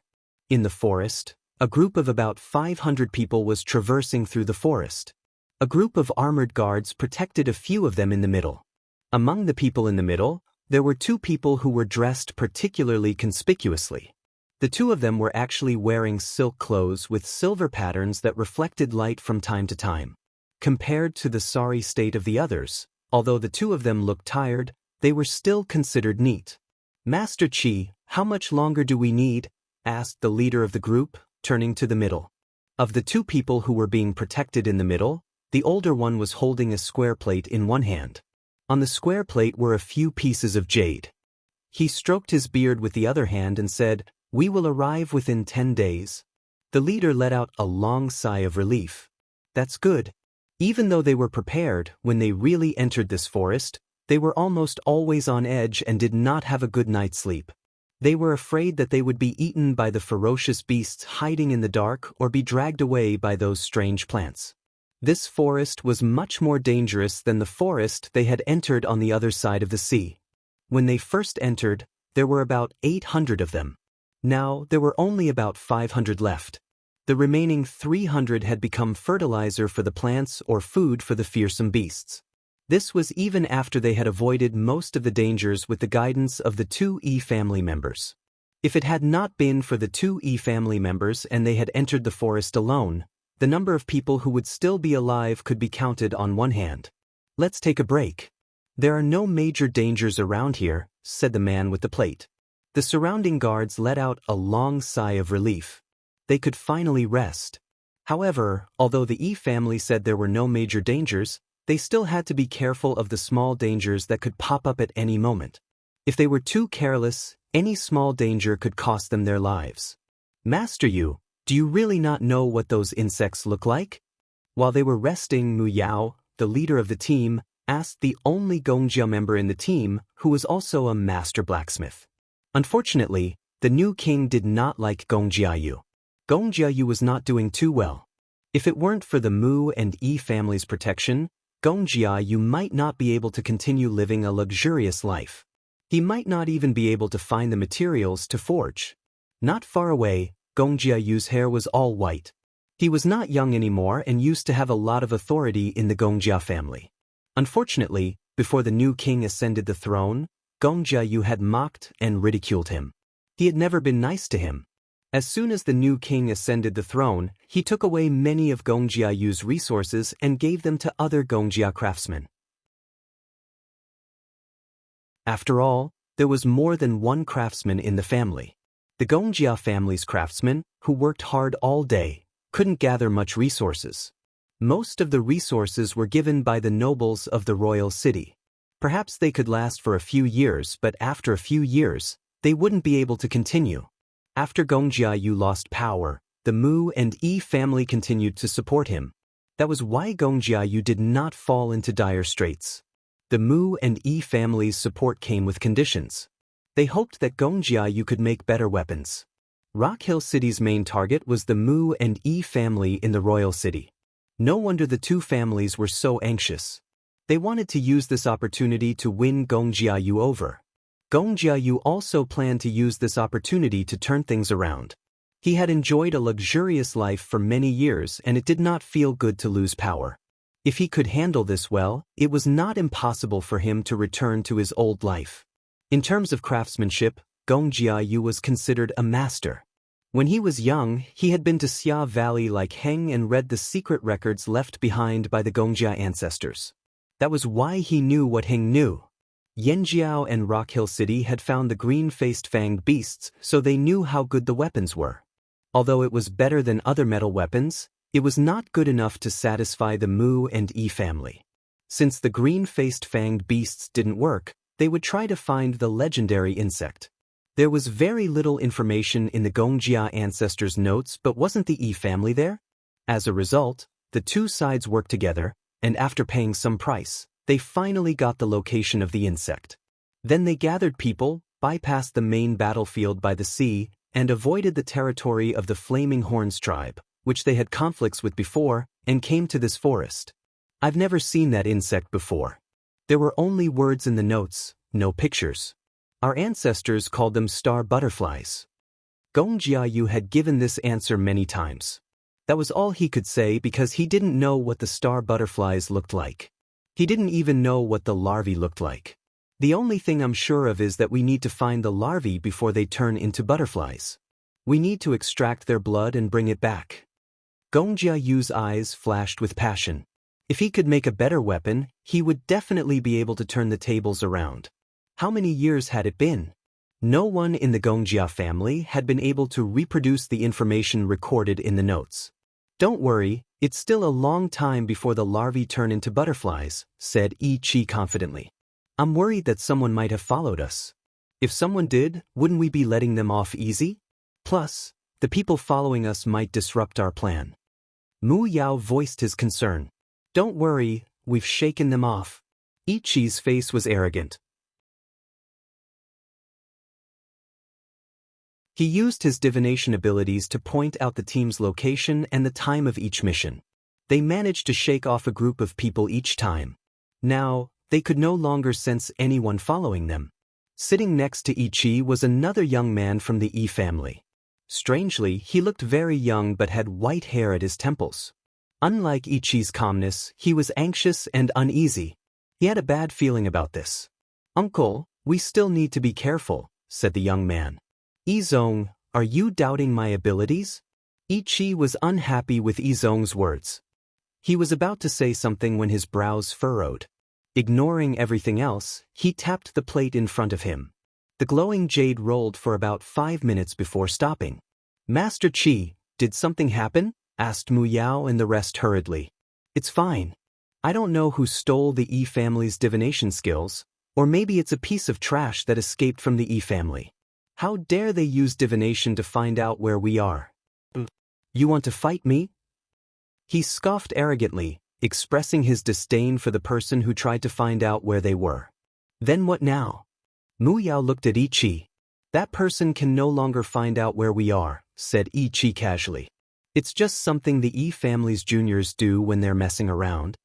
Someone knows where we are through divination. Yizong was shocked. His eyelids twitched as he thought of something. He hurriedly picked up his plate and grabbed a handful of golden sand from a clay bowl held by a slave. He sprinkled it on the plate. The fine golden sand spontaneously separated into stripes on the square plate. At first, it was fine. The fine sand moved normally, either approaching the jade on the plate or avoiding the jade on the plate. However, not long after, this kind of change suddenly stopped. With a soft pewed sound, the golden sand in the square plate scattered messily. "I can't find out where they are," exclaimed Yi-zong. Usually, if the other party used divination techniques to track them, they could use the Yi family's secret technique to track the other party's location. Of course, they could also stop the other party from following them, just like what Ichi had done earlier. But there was a variable.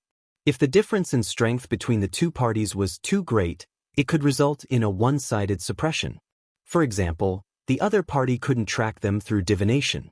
This was why Yi-zong was shocked. He was already one of the best in the Yi family's younger generation, but he couldn't find out where the other party was. Yi-zong's expression changed. His usually calm face was conflicted. "It's like this again." It was as if there was a layer of fog blocking his divination. Every time he tried, the result was a mess. The jade array was very messy and he couldn't find anything. Yi-zong had experienced this before. It was a terrible memory.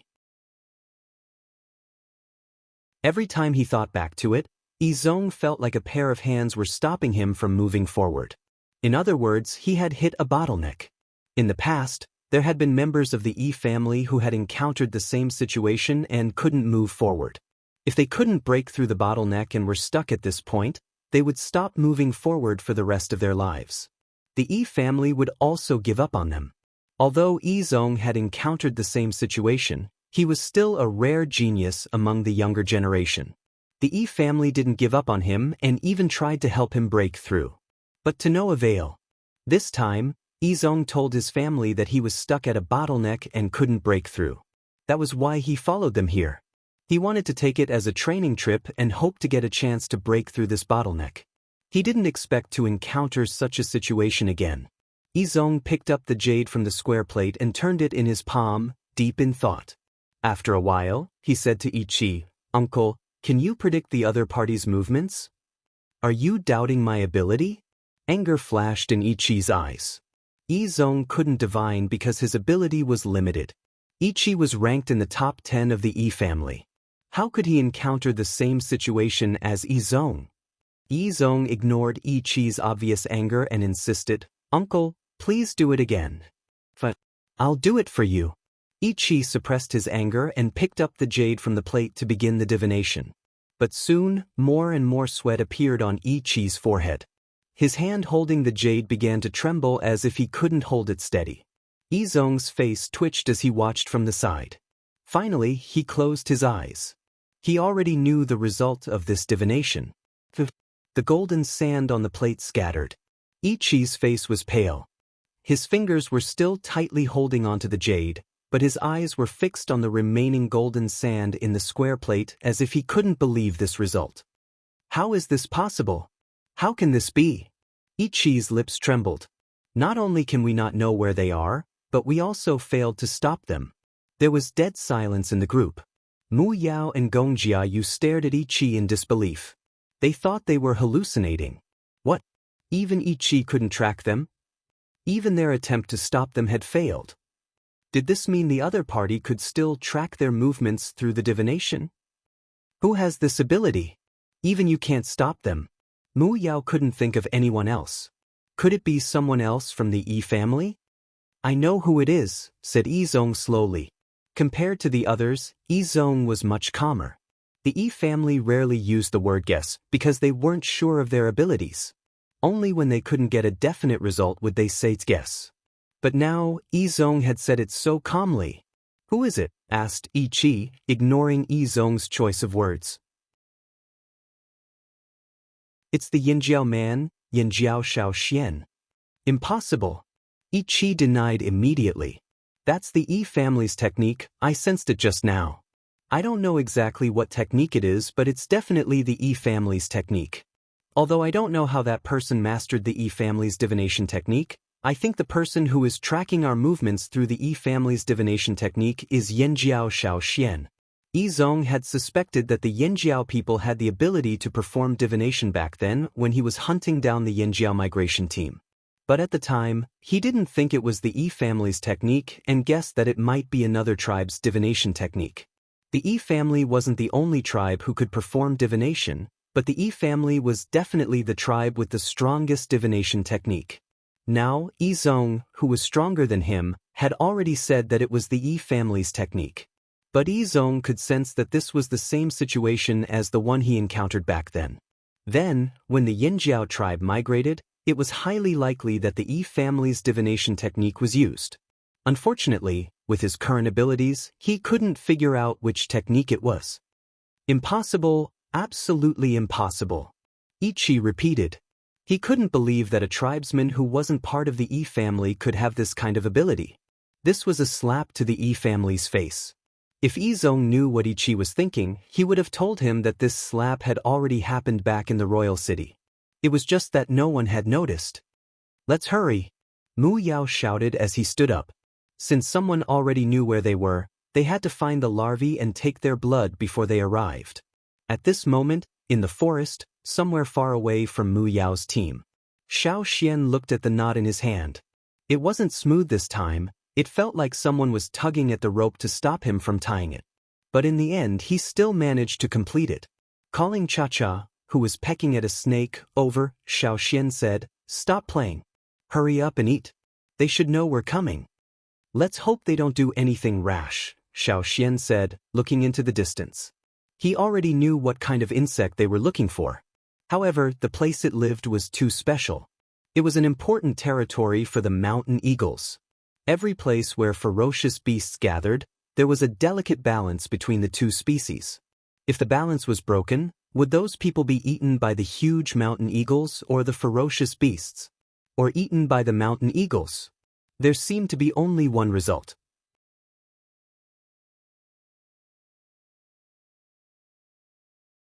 Chapter 785. Mu Yao and the rest walked for another 7 days before they saw a mountain range that looked like a wall blocking the sky.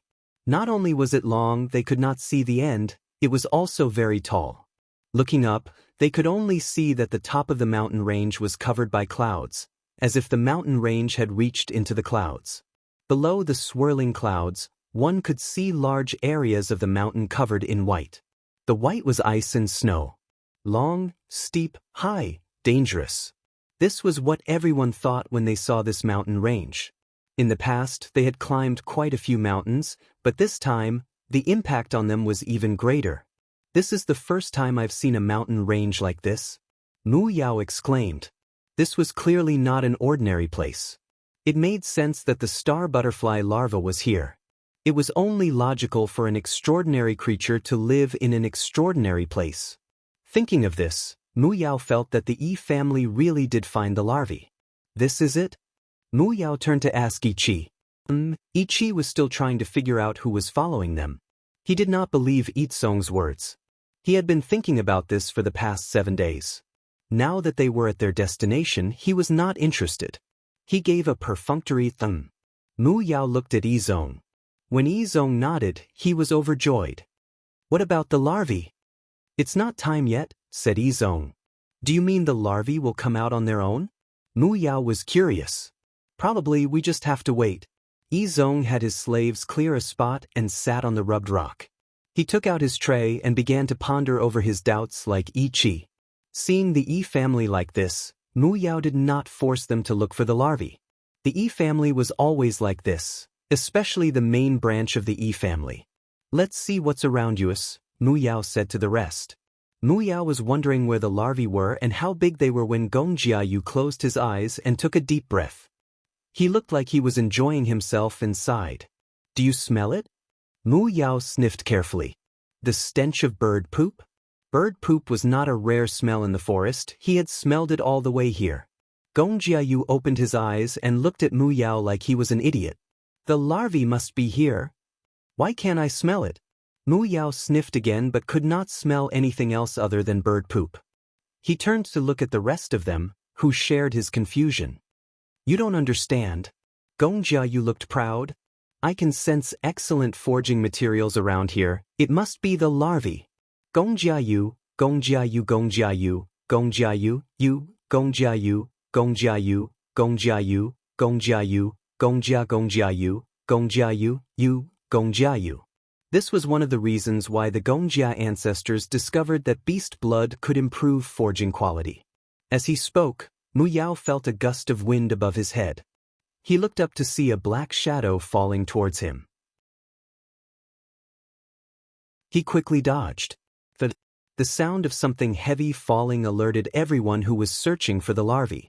They looked towards the source of the commotion warily. There was a huge eagle, several times taller than them when it laid on the ground. It was like a small mountain, the trees around it had been knocked down. However, it looked heavily injured. Mu Yao looked from the eagle's beak to its feathers to its claws. He concluded, an old eagle. It was an old eagle. Although its eyes still had the sharpness of an eagle, its sharp beak and claws, which were supposed to be its powerful weapons, were no longer the same as they were in their glory days. It was as if they were rusty, inferior metal weapons that could no longer be used.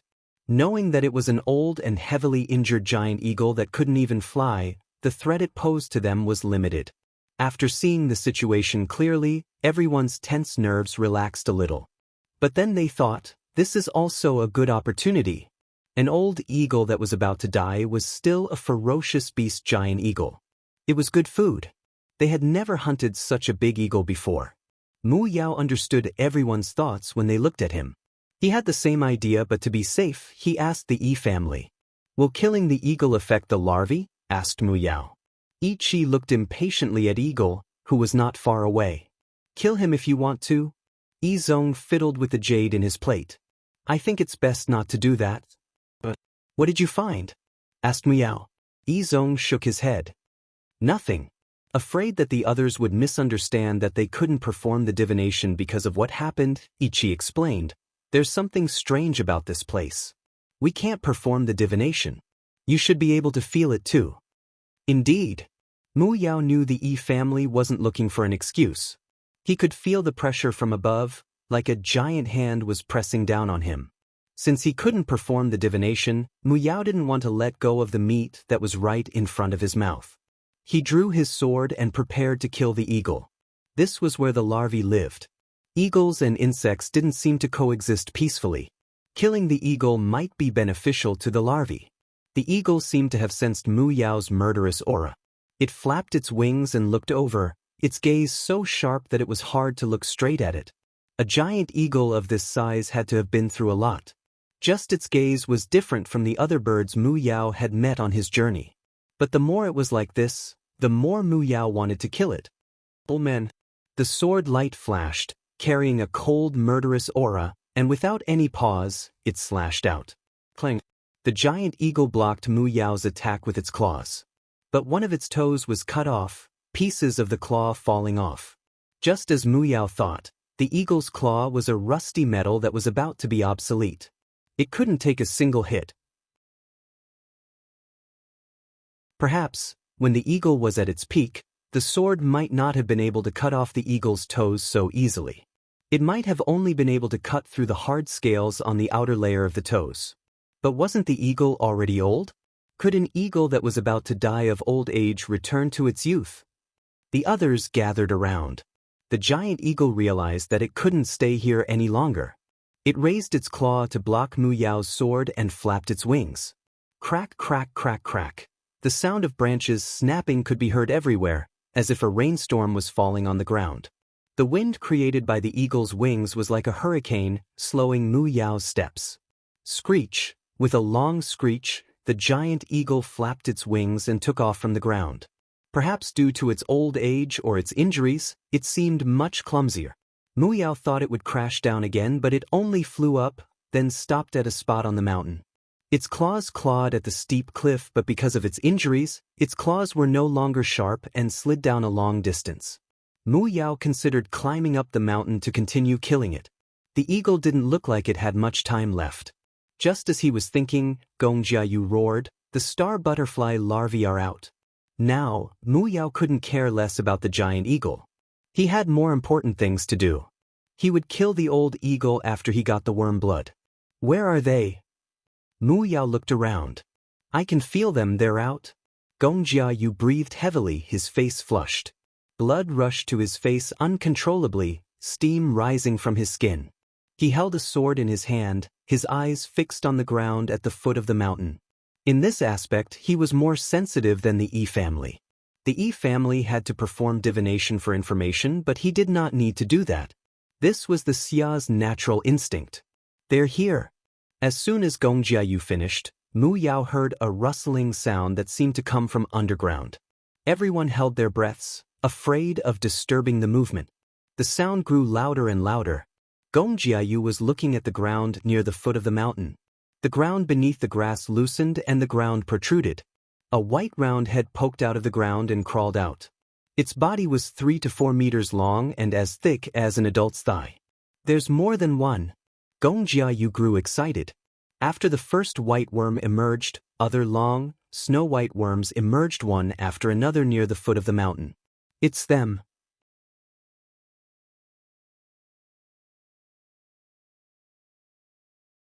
Chapter 786. White star butterfly larvae crawled out from the ground. Although there were differences in size, there was not a huge difference. One was less than a meter long while the other was more than 5 meters long. Gong Jiayu was like a hungry beast smelling blood at the sight of this. The excitement in his eyes was palpable, as if he wanted nothing more than to capture all the white worms and let them bleed. It was as if he could see a golden, glorious path laid before him. His chance to turn the tables was right in front of him. Clang. Unsheathing his sword, Gong Jiayu charged towards the nearest worm. Catch them! Mu Yao snapped out of his excitement and ordered his men to get to work. Their ultimate goal was to get these white worms.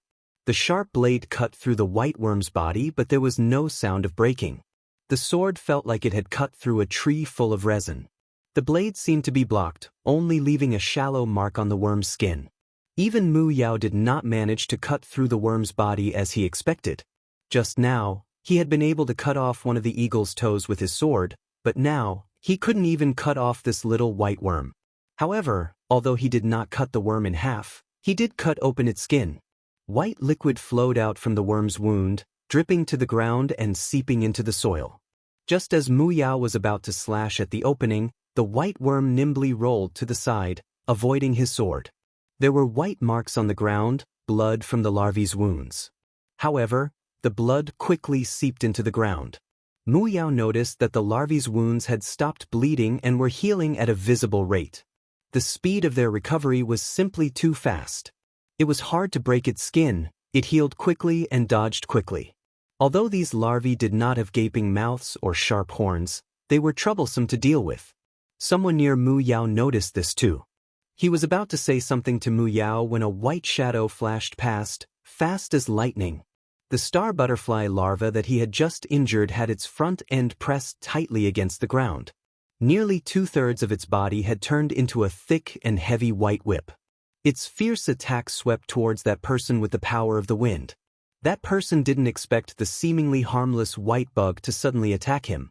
Before he could react, an intense pain spread from his abdomen to his brain. The larva hooked its 3 pairs of thoracic legs to the ground, twisting at an unbelievable angle and lashing out.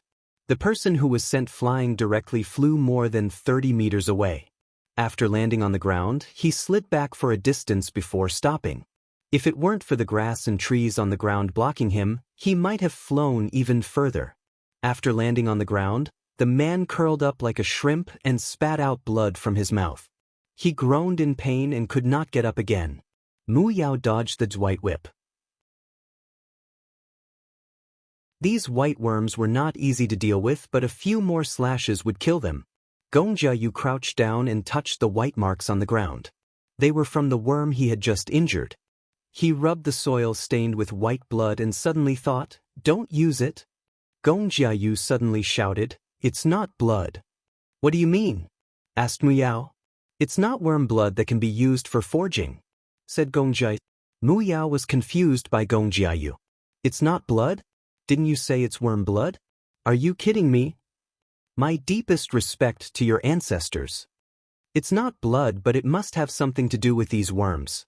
Gong Jiayu paused. "Use a net." Catch them first. First, he would capture the bugs and then slowly study what exactly they were. Mu Yao's anger subsided when he heard Gong Jiayu. As long as it was the worms, the Gong Jia family could figure out if it was blood or not. The net Gong Jiayu mentioned was not made from vines or grass ropes like the tribesmen usually used. It was a net Gong Jiayu made himself before he came. Every thread on the net was a metal that had been specially processed. It was more flexible, but it was not easy to break. The thickness of the thread was less than 1/10 of the thickness of a pinky finger, and it was lighter than other metal of the same size. This made the Mu and Yi family members gasp in amazement. The Gongjia family's masters all had many treasures hidden away. They just did not usually show them to others. Gongjiayu was only willing to show his treasures because of the larvae. This was his invention. To date, no one else knew how to make this mesh. This was also the trump card Gongjiayu planned to use to compete with the other blacksmiths for the title of Gongjia's best blacksmith during the Gongjia family's gathering.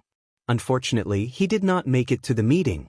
Instead, the royal city changed and the Gongjia family was divided into several factions. He was pushed out. At Gongjiayu's words, one of his slaves opened a large wooden box on his back and took out rolls of animal hide. He opened the hide to reveal a glowing silver net. Mu Yao did not waste any time, tossing the net to someone else. These nets were specially made by Gongjiayu. Unlike fishing nets, these nets were made to catch worms. Many unnecessary parts were removed to save space and weight. The net wrapped around the front of the white worm's body. The opening of the net tightened, covering the worm's head and the bulge behind its head. The thread connecting the opening of the net was extended and held in the hands of the person who cast the net. They controlled the tightness of the net. The trapped worm did not stop moving. After rolling a few times, it continued to climb towards the mountain wall. It was impossible for one person to pull the white worm. Therefore, each net was pulled by 6 or 7 people or even more. Alternatively, they could tie the net to a nearby tree or rock to save a lot of effort. Quick, quick, quick, there are more. Catch as many as you can, shouted Gongjiayu anxiously. He realized that the worms had no intention of fighting them. Instead, they were heading towards the mountain wall. Many of them had already climbed up the mountain wall and were climbing upwards rapidly. Although Gongjiayu did not understand worms, this was clearly not a coincidence. There must be a reason. They did not come all the way here to see accidents happen. They had already caught 7 larvae. Some of them went to look for vines and the like. When the larvae got tired of struggling in the metal net, they replaced them with vines. Only then could they free up the metal net to catch more insects. Some of them also had to attract the larvae's attention so that the person holding the net could cast the net easily. Otherwise, they would not be able to get up immediately after being whipped by the tail.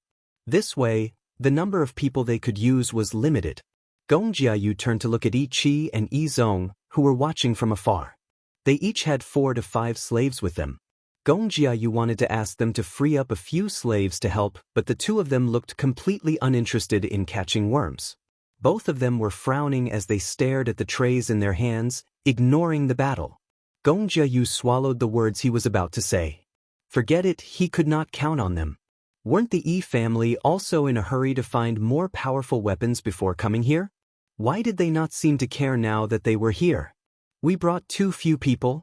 However, they were not sure if they could find what they were looking for, so they did not bring too many people. They thought they would only find 1 or 2 larvae. Now, Gongjiayu regretted it. If he knew there would be so many larvae, he would have brought an army. Although there were many larvae, they were not all in the same place. They were scattered far apart.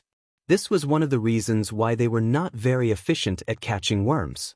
Quick, quick, quick. Gongjiayu could not stand still when he saw all the worms running up the cliff. He sheathed his sword and climbed up the cliff. Mu Yao and the rest did the same. They planned to get the worms down and let the people with the nets catch them. However, they soon discovered that the mountain walls here were not that easy to climb.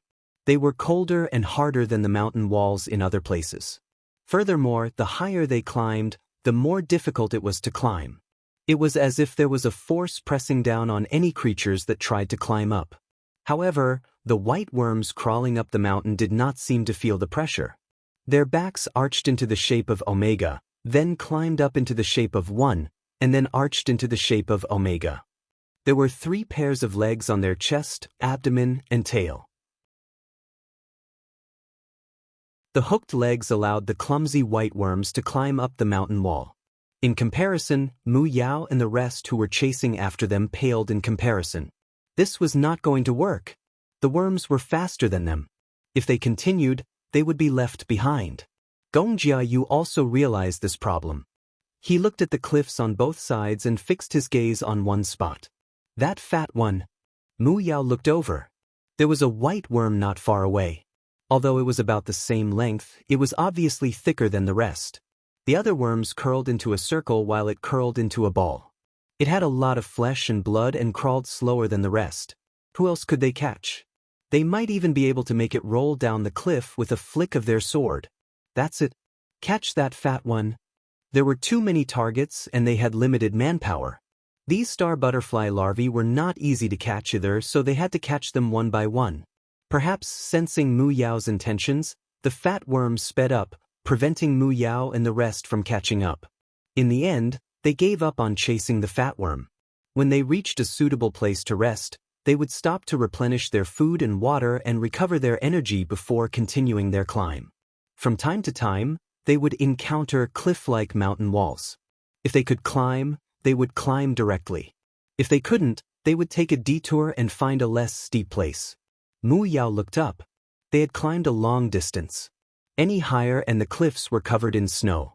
They could not see any greenery and the peak of the mountain was still out of sight. All they could see were swirling clouds. A gust of cold air rushed into their lungs, almost choking them. The wind was stronger and colder, but they were not even halfway up the mountain. If they continued, they would encounter even colder conditions. Mu Yao looked at Gong Jiayu. He knew Gong Jiayu would not give up. He did not want to either. It was rare for them to be here, especially in a situation like this. Even if they could not catch more worms, if they could find out why they were climbing, perhaps they could discover more secrets or treasures, it would be worth it. Didn't they say there were treasures in mysterious and dangerous places like this? Mu Yao's blood boiled at the thought. The rest of them thought the same, but no one complained.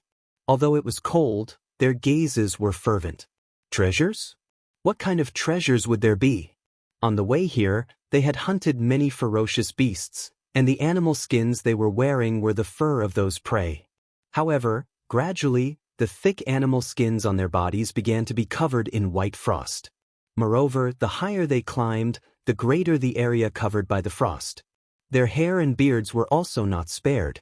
How high is the peak? Mu Yao sighed.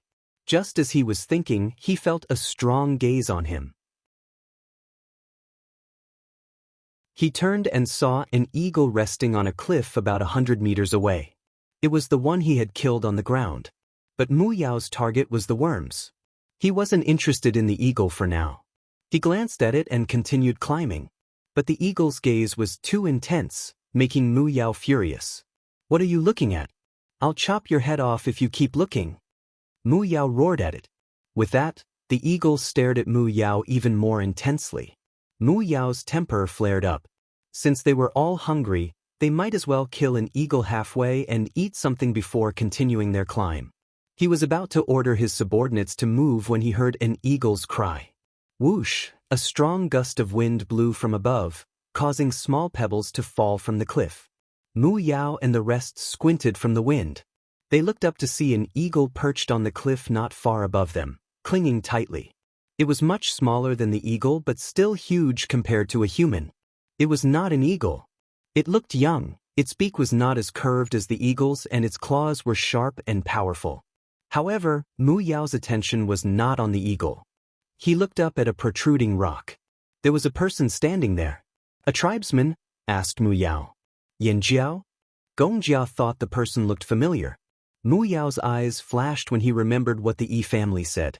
You're Shao Xian from the Yanjiao tribe?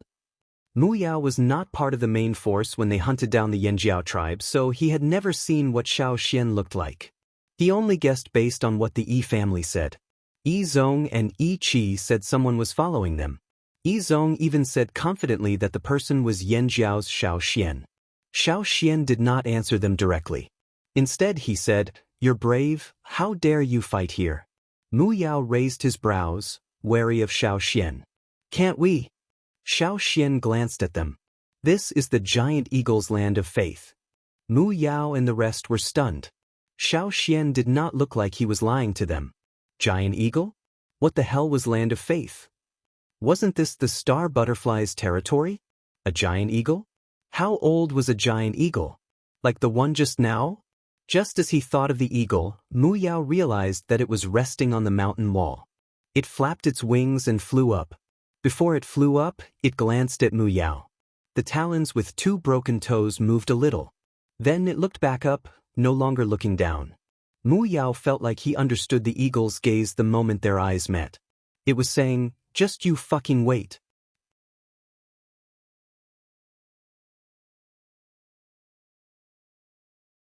Chapter 787. Mu Yao stared at Xiao Xian in shock. It wasn't that he doubted Xiao Xian's claim that this was the giant eagle's land of worship.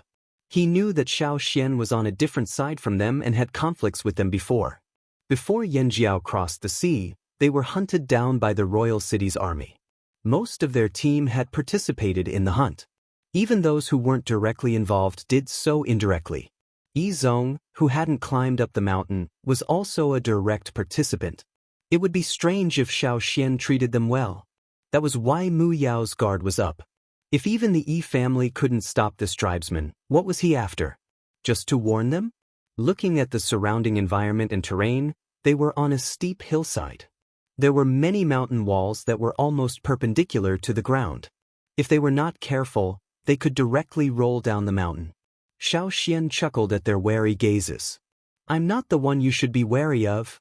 Mu Yao did not say anything, but he thought to himself, "Who else can I guard against? You must be hoping for all of us to die." If Mu Yao was in Xiao Xian's shoes, he would have thought the same.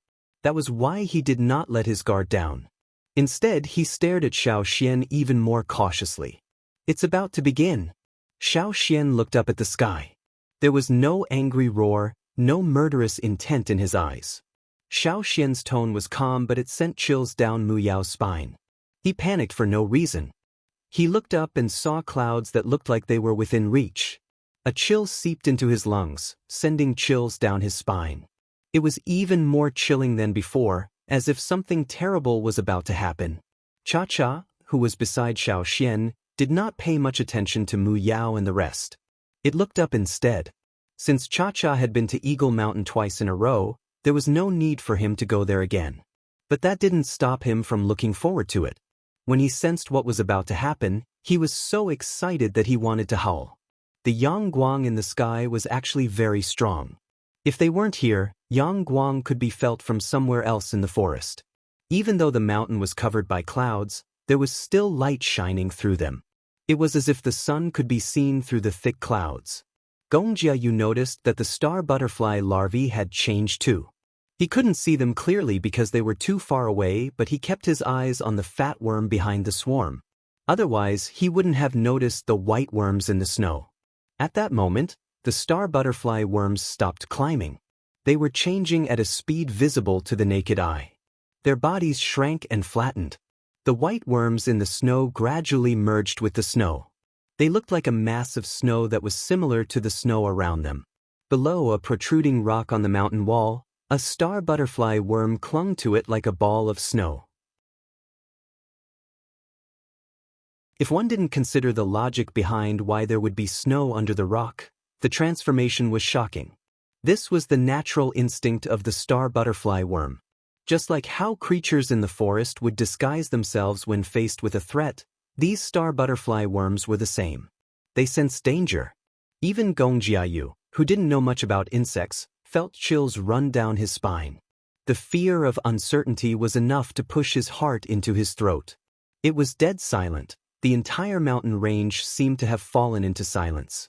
Everyone's breathing became cautious, only the sound of the wind whistling in their ears. Suddenly, the clouds above began to swirl as if something was blowing them. Screech! The cry of an eagle that seemed to come from beyond the heavens rang out from above. Then, more eagle cries rang out as if they were very far away, but also as if they would arrive in the next moment. It was a giant eagle's cheer. The clouds above rolled even more violently, as if there were strong gusts of wind blowing from above, spreading to the surroundings, trying to blow away the thick clouds that were blocking their line of sight. Screech, screech, the eagles' cries were getting closer, right above their heads. Mu Yao and the rest had been staring up nervously, their eyes wide and mouths agape. They were shocked by what they saw but did not dare to make a sound. Above their heads, in the thick layer of clouds, which was brightly illuminated by the sun, there were large swathes of shadows moving. The airflow from above finally blew away part of the clouds. The sunlight released the golden light that had been brewing for a long time, like sharp swords that broke through the clouds and were thrown into places that had been blocked by the clouds for a long time, opening up a brighter world. But soon, the light was blocked again. This time, it was not the thick clouds that blocked Yangguang's view, but several large figures. Unlike the old eagle Mu Yao had seen earlier, these figures were like newly awakened predators, eager to set the bloody rules of the hunt. Mu Yao thought the eagle he saw earlier was already a giant eagle, but now he finally understood what Xiao Xian meant when he said giant eagle. The eagle from before, even if placed in the group of eagles above, was only an ordinary one. Giant beast. Real giant beasts. According to legends, giant beasts ruled the world in an even more distant era. But for some reason, the giant beasts that once ruled the world and pushed humans to the bottom of the food chain disappeared one by one. Only then did the humans who lived in the dark usher in a new era. Disregarding its strength, just its body size alone was enough to make it a true giant beast. In the past, he had thought that the ferocious beasts he had seen in the forest were already large in size. However, compared to what he was seeing now, they were not even worth mentioning. This was the first time he saw a true giant beast, and a group at that. They seemed to be mocking Mu Yao for his short-sightedness. The huge figures easily stirred the clouds with their powerful wings. They soared in the sky as if they were born in the clouds. Looking down on everything. Looking down on everything. That was the source of all the fear in Mu Yao's heart. What did the tribesmen say? This was the giant eagle's land of faith? What else did he say? You shouldn't be wary of me? Mu Yao's heart skipped a beat. He only had one thought: don't let the giant eagles discover them. Just as he thought this, Mu Yao heard something whirring in the air. Several figures flew in from above, drawing an arc in the air before crashing into the mountain wall where Mu Yao and the others were resting, exploding. The rocks on the mountain wall didn't crack, nor did Mu Yao and the others suffer much damage. Just some noise. Bang bang bang bang. Clap clap. Thud. Each thud was louder than the last. Mu Yao? He wanted to curse the Yinjiao ancestors. When he looked up again, he saw a much smaller eagle flying out of the clouds that had yet to completely disperse. It swept its gaze across the mountain wall and flew towards the source of the sound. Soon after, more and more eagles broke through the clouds, which had dissipated a lot, and flew over. The younger giant eagles were more curious. They were so excited that they had nowhere to vent their energy. When they heard the sound below, they followed the sound. Behind the small eagles, there were a few eagles that were slightly larger than them. Then, a few eagles with a strong herd mentality also came down. Treacherous. Cunning. Shameless. Mu Yao cursed. Xiao Xian was the one who threw the things that made the noise. If they weren't running for their lives, Mu Yao would have cursed even more. Facing the incoming eagles, Mu Yao and the others drew their swords. The sharp blades clashed against the eagles' claws. Just as Mu Yao had expected, these eagles were different from the ones he'd met before. Their claws seemed to be covered in a layer of hard armor. Even if they hit, they couldn't easily cut off a toe. Plus, Mu Yao and the others didn't have any divine weapons. The situation was even more disadvantageous for them. Seeing that they were using weapons, the eagles became even more ferocious. They weaved through the air, using their sharp beaks and claws to attack those with weapons. Some people were directly taken away by the giant eagles, eaten, or thrown down from the sky. Whether they could survive or not depended on their luck. Xiao Xian quietly watched as the people fled in panic after being attacked by the giant eagle. Treacherous? Cunning? Shameless? Why didn't the royal city say that when they attacked Yanjiao? Shao Xian had no intention of attacking for now. Not all eagles were like the Cha-Cha or the Hui tribe's eagles. Some hated humans too. Shao Xian didn't want to attract attention now. That was why he didn't go out even when he saw people escaping the eagle's attacks. Instead, he hid behind a rock and watched. Below, at the foot of the mountain. This is where the eagles are, Yi Zong said, looking up. The tribesmen are taking revenge. Yi Chi stared at the sky. He couldn't see clearly because of the distance and divination didn't work here, but he could guess what was happening. Those giant eagles were too conspicuous, and they made the humans look small and insignificant. Then you have to be careful. You were at the front of the team that chased after the flaming horns. Tribesmen are vengeful. Mu Yao and the others couldn't avoid it, so you can't either, Yi Chi said expressionlessly. He didn't gloat or worry over this, it was as if he was just chatting. Compared to what he cared about, none of this was important. Yi Zong smiled bitterly. What's coming will come, no one can avoid it. This sentence seemed to be referring to the current situation, but it also seemed to be a metaphor for something else. After Yi Chi heard it, he did not refute, but only sighed heavily. He wanted to lament, wanted to curse, but did not know what to say. But soon, his conflicted eyes became firm, and he sighed softly in agreement. Indeed, what should come, even if it is late for so many years, will still come. No one can avoid it. If it is not us, it will be our descendants. Why don't we bear it? As he spoke, there was the sound of rocks sliding down the cliff. A figure rolled down the cliff and landed on the ground. He didn't even have time to check his injuries before he scrambled to his feet and ran away from the foot of the mountain. Retreat. He still remembered the eagle whose 2 toes he had cut off. To be on the safe side, he decided to leave first. There were too many giant eagles here. What would he do if the eagle who had a grudge against him came with reinforcements? Wait for death? As long as he knew this was the larvae's nest, even if he failed this time, he could come back next time. As long as he was alive, there was a chance he could come again. Shao Xian did not tell Mu Yao that although this was a place of worship for the giant eagles, it was not their nests. The eagles that entered Eagle Mountain had to wait a long time before coming out. Some eagles did not even come out after entering. When Mu Yao passed by Yi Chi and Yi Zong, he saw that they didn't intend to move. He shouted, "Are you stupid? Why aren't you running? You guys go ahead. We're not leaving," Yi Zong said.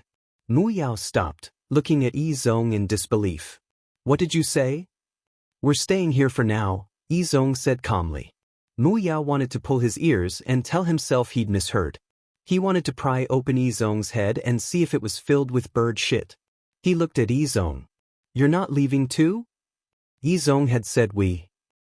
Yi Chi didn't want to waste time. He flung his sleeves and walked back to where he'd been sitting. Mu Yao was so angry he wanted to kill them. The Yi family was crazy. So what if they didn't leave? He didn't want to die here with them. Retreat! Mu Yao shouted and fled with those who could still run. There were close to 500 of them when they arrived, but not even a tenth of them left. Some of them were those who had stayed at the foot of the mountain. Almost everyone who followed Mu Yao up the mountain was wiped out. Mu Yao was almost taken away by a giant eagle, but in the nick of time, he threw Gong Jiayu out to block the claw for him. At that moment, the master and his weapon were no longer important. Nothing was more important than his own life. In the sky, there were many eagles circling, searching for humans. Yi Zong and Yi Chi watched from the forest, relieved that the eagles didn't like to eat on the ground. Even if they did, they would bring their prey to higher ground. Yi Zong and Yi Chi's slaves paled when they heard the screams. Their muscles tensed, the slightest movement in the leaves made their hairs stand on end. In contrast, Yi Zong and Yi Chi were calm, as if they did not hear the thuds of the people thrown by the eagle. They did not hear the screams and cries for help. They stared intently at their trays, as if nothing could distract them. Everything around them calmed down, the eagle's cries grew distant, and the people's cries stopped. Rustle, rustle, rustle. The sound of rustling grass followed by footsteps approached. Yi Zong and Yi Chi, who had been staring at the plates, moved their attention away from the plates and looked at the newcomer. Their eyes swept over the other party's animal hide armor and oddly colored broadsword. Xiao Xian of Yanjiao? The blade flashed with a cold light, as if it carried the cold breath of metal. Yi Zong and Yi Qi's slaves tensed up and guarded them. They watched vigilantly as Xiao Xian walked towards them. You were among the people who hunted down the Yanjiao migration team, right? Xiao Xian looked at Yi Zong. Although his tone was a question, there was certainty in it. Yi Zong took a deep breath and pushed aside the two slaves in front of him. Give me 3 days. After 3 days, you can do whatever you want with me. You're tuning in to the Passion Pages YouTube channel.